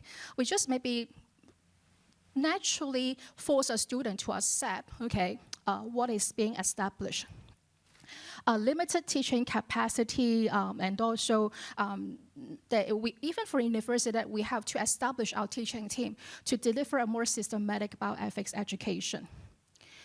So then, after going through like a very brief analysis of what is now the status of our education, I tried to look into like from the implication of age in learning ethical values. Now, as I mentioned earlier, we somehow use 18 years old.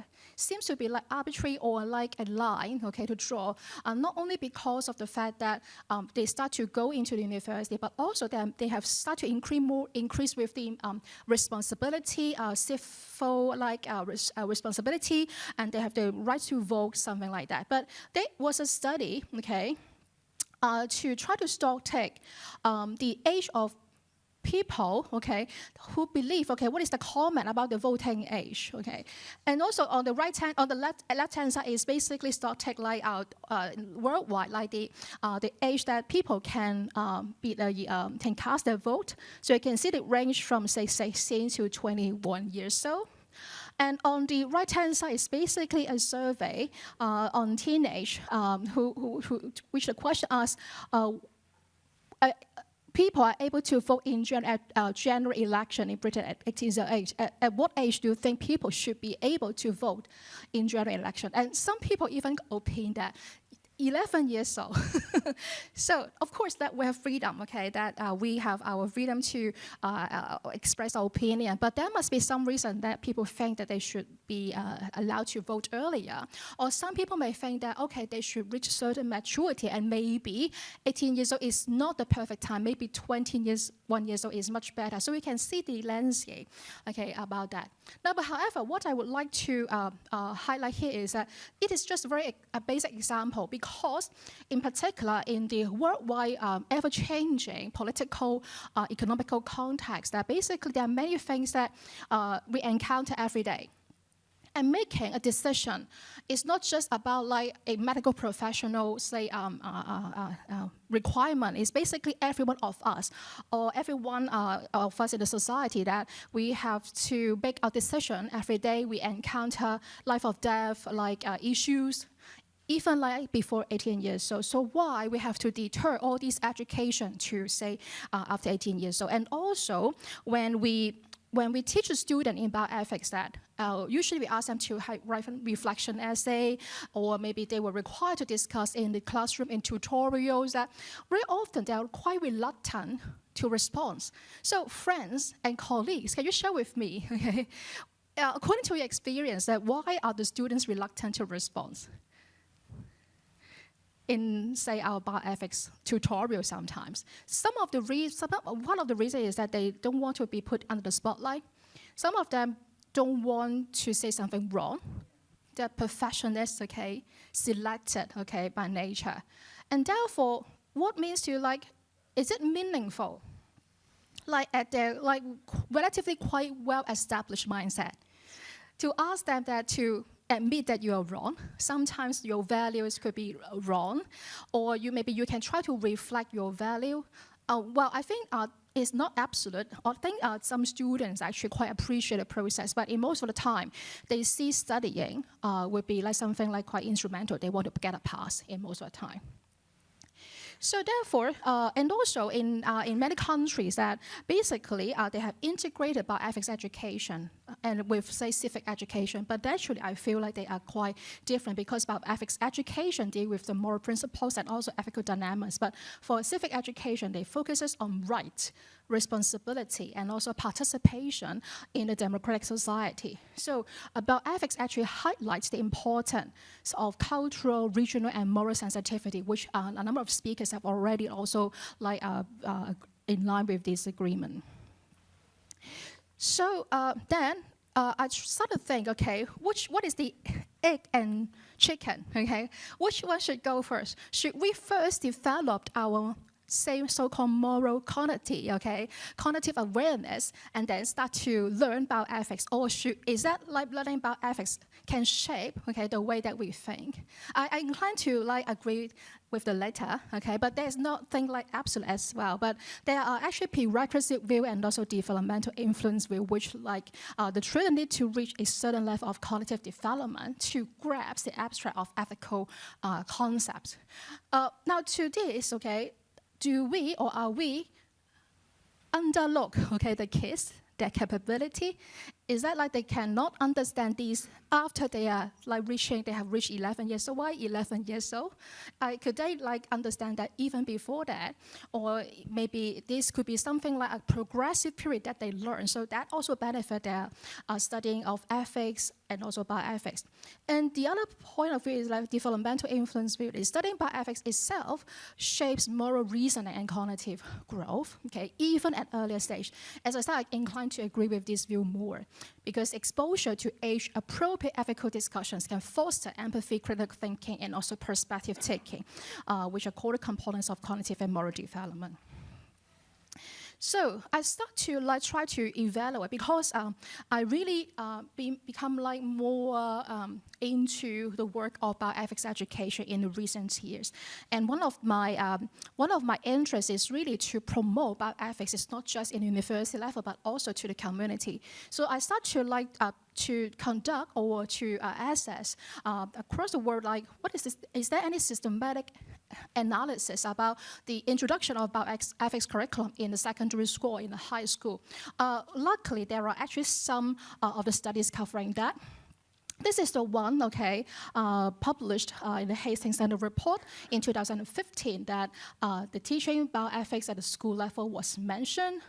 And in Portugal, in 2017, they have published and also presented Project BEST, okay, which basically include a list of activities to engage the high school students.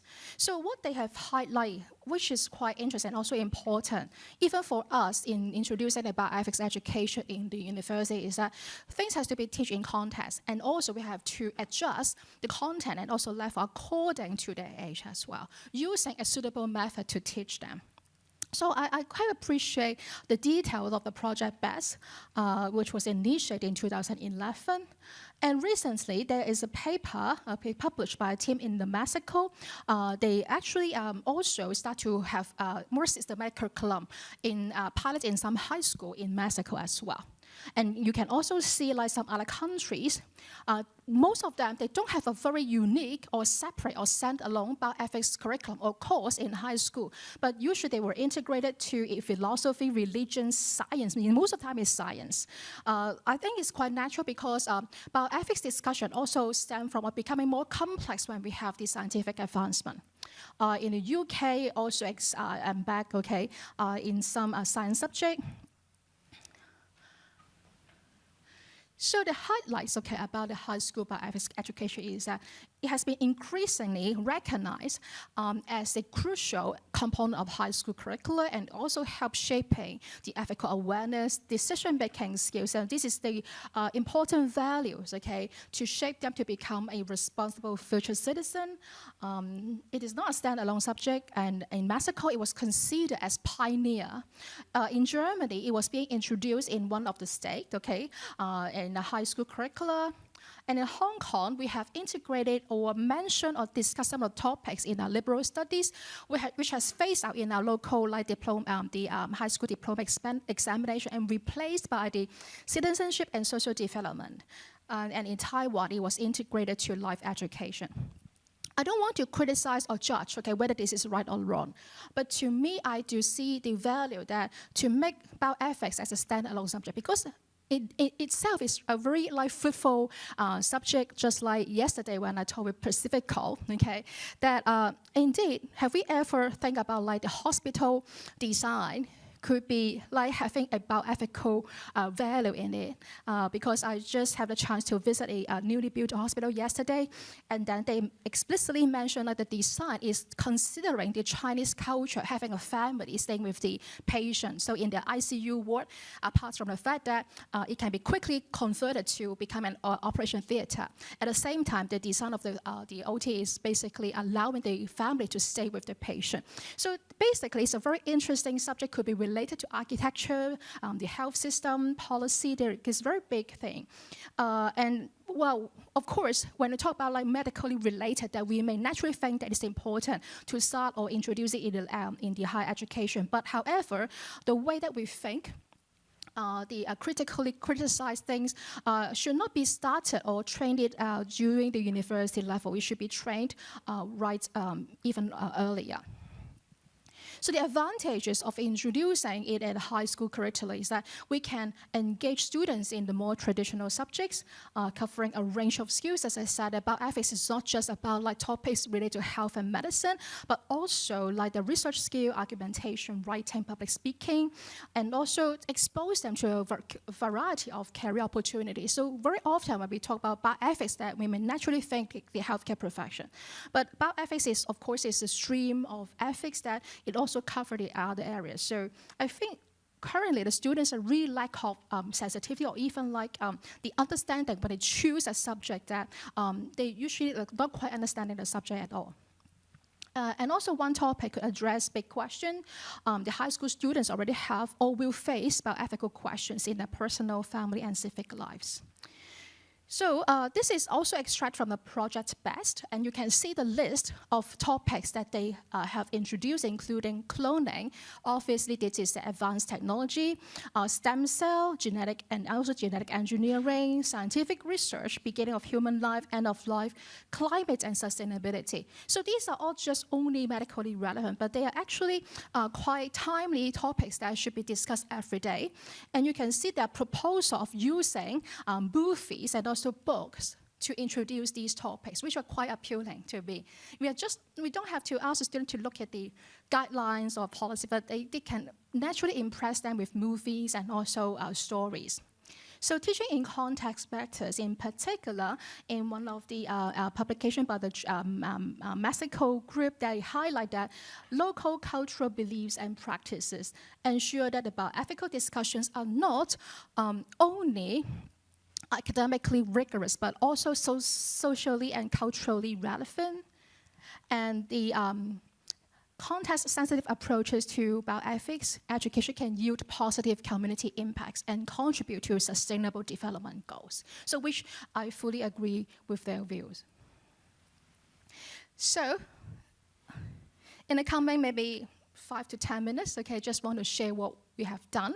Since I mentioned that I reflect, okay, on, say, when teaching a student, well, of course, I enjoy teaching them, but I also encounter frustrations when they are not really enthusiastic in discussion. So that helps me to reflect, not just in changing the pedagogy that I use in education, but also my determination to promoting education to a younger generation. So this is actually in line with also one of the pillars and also the important work of the Center for Bioethics at CUHK that we quite highlight the importance of community engagement.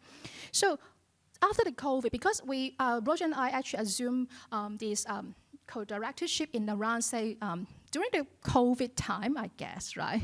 Yeah, and nothing can be done by that time. So we start with, say, after like the COVID is more relaxed, we start to organize the workshop. So first secondary school workshop that we organize for is for a group of secondary school students, a girls' school, all are girls, okay? And to our surprise, the teachers actually request, okay, and also agree on the fact that we choose the topic about abortion, but we try to frame it, okay, to when life begins. And they really enjoy it and they really appreciate the arrangement. And for that time that we actually have a big group around 70 students, okay, and then they are quite active in participating and also draw pictures and also present in groups. So this was a very a good experience. It also empower or also like it's a rewarding experience that we think that, okay, this is something that maybe we can do more. And then we enrolled to even bigger, okay, to even a bigger group of students. This time is a school, okay, co-ed school with girls and boys, but this time to around 200 students, okay, 200 students. And then we use different topics, and then we just ask them to randomly draw a topic, and then I'll go through some discussion and also presentation as well. And it was also quite well received.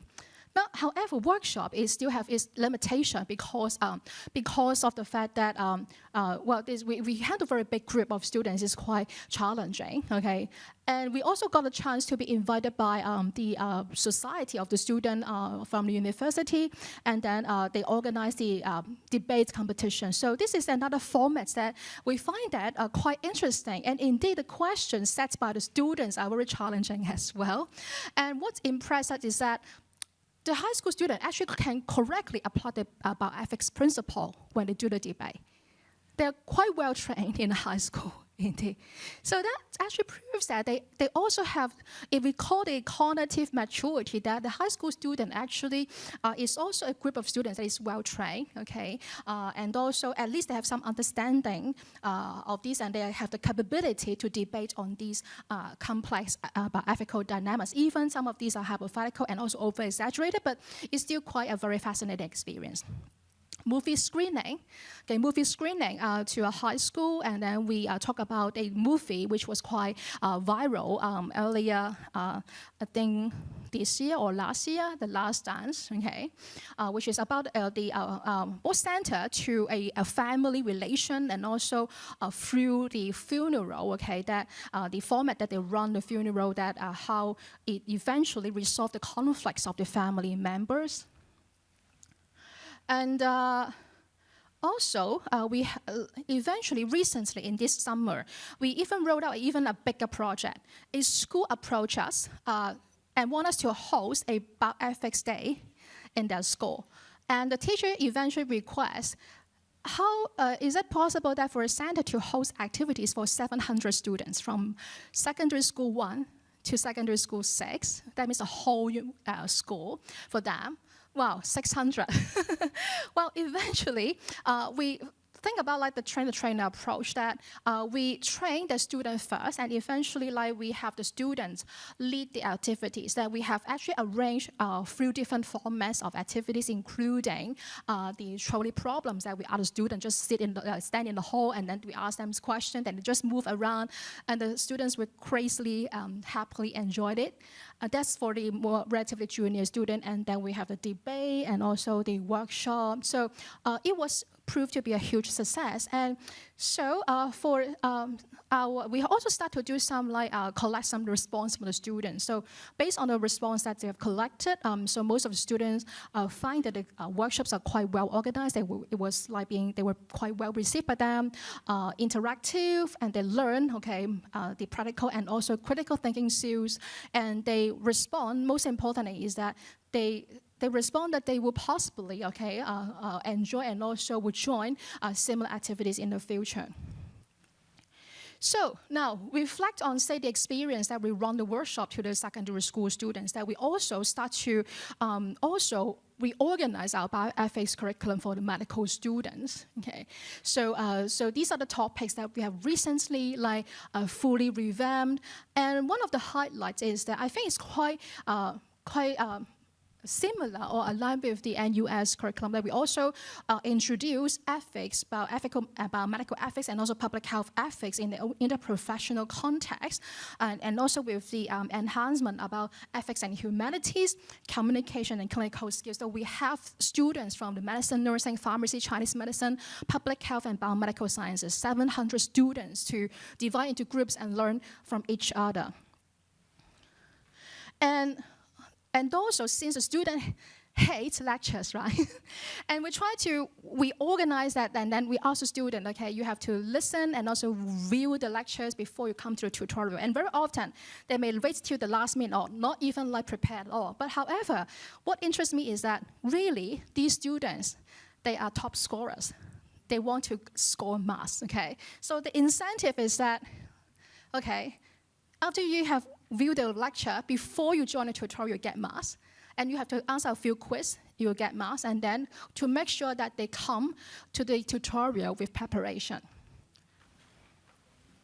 We also start to use the AI tools, which I have presented yesterday. This is one of the reflection AI generative tool that we start to implement this year. Is that this generative tool is try to guide students, to reflect on their journey, but not helping them generating content. Okay, we are not helping them generate content, but help them to reflect on their journey, which we feel we are quite excited about, say, this implementation.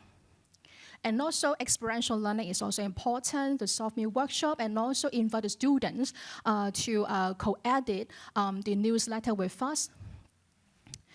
So, after, say, we have revamped or, modernized or maybe some improve our current arrangement in the university, we also do many, activities to engage the public of different ages, movie screening, information day to the public, etc. So what I would like to summarize is that personally, I do believe that there's a value to introduce the ethics or bioethics discussion at the earlier time. It is not essential to be a structured standalone course, because I think there's this tension, and also it's quite impossible to change everything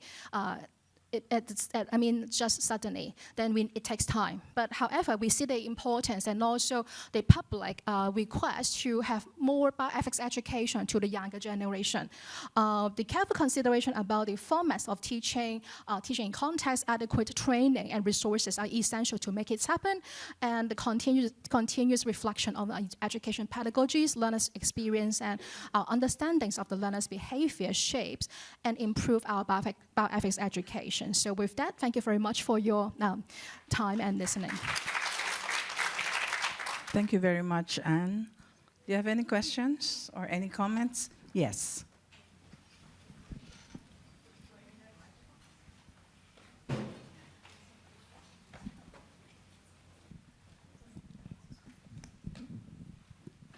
Thank you very much for your talk, Corinne Doria from CUHK Shenzhen.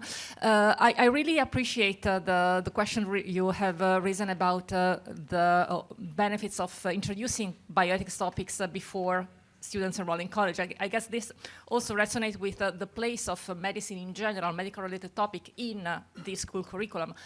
I am a historian by training, and I'm always frustrated by seeing in the average history textbook medicine being present if we are lucky in a short paragraph about the Black Death and the Spanish flu, and that's it. So, and about the question of students being reluctant to talk during the tutorials, I always found effective to just bring them, make things real. So bringing them, for example, encourage them to share their experience as patients, because they will always be patients. Not like when you earn a medical degree, you gain invulnerability.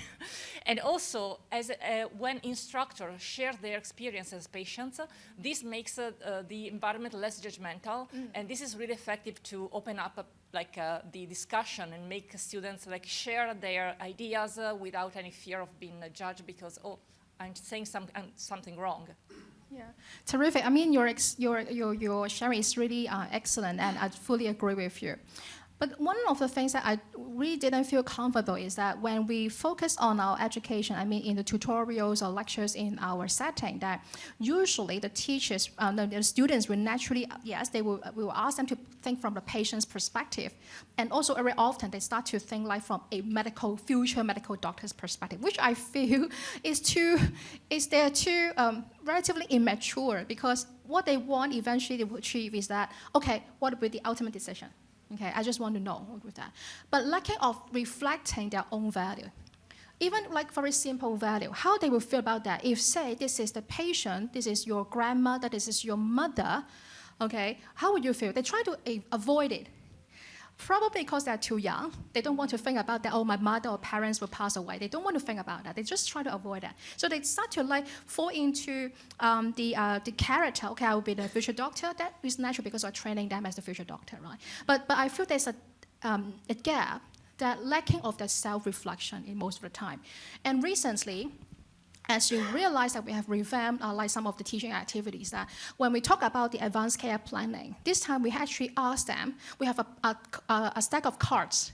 In a tutorial, we are not just discussing, but we give them the cards, and the cards actually host different questions with the scenarios like, okay, what would you consider to do, say, if you only have a month of life?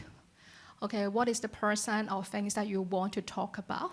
So without reflecting on these personal values, we find it not easy if they just jump into, say, a decision of, say, a future doctor. Is a bit dislinked. Yeah, so we hope to just put them down first. Yeah, yes.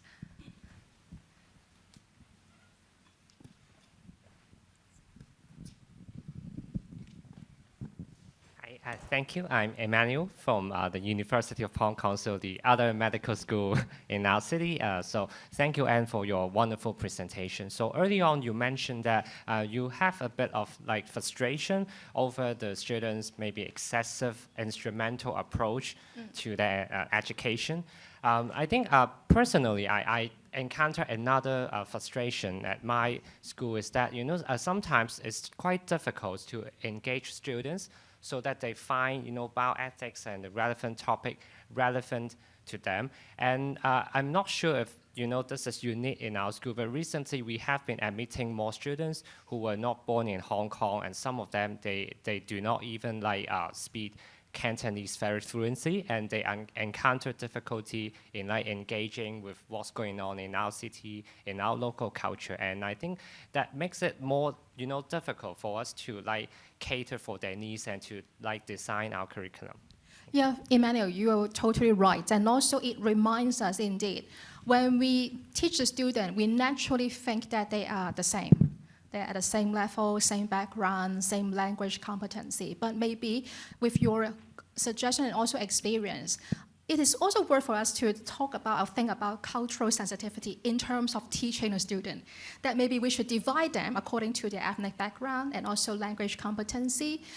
For the local student, they feel more comfortable to discuss in Cantonese, but definitely not the international students, right? And also they have different cultural background, like we have students from India and Korea. I think this is the same on your side as well. So what they feel or think, or their relationship with the family, dynamics could be a little bit different, which I think, well, the good side is that they should share, right? The student should understand the other cultures, okay? But if, say, they don't have the basic understanding about their own values, it's very difficult for them to exchange. So I think it's a matter of, say, apart from considering maybe we can divide them, okay, in some sessions that, according to their culture, depends on the topic, or we can rethink the activities that we design for them. Like playing cards, I think is relatively neutral, right? How they feel about themselves if, say, you are dying, something like that. I think it's very neutral.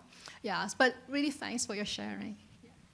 Okay, thank you very much. And I know that there are some more questions from the audience, but I think you can approach her personally after this session. So thank you very much. Thank you, Susan. That was very interesting.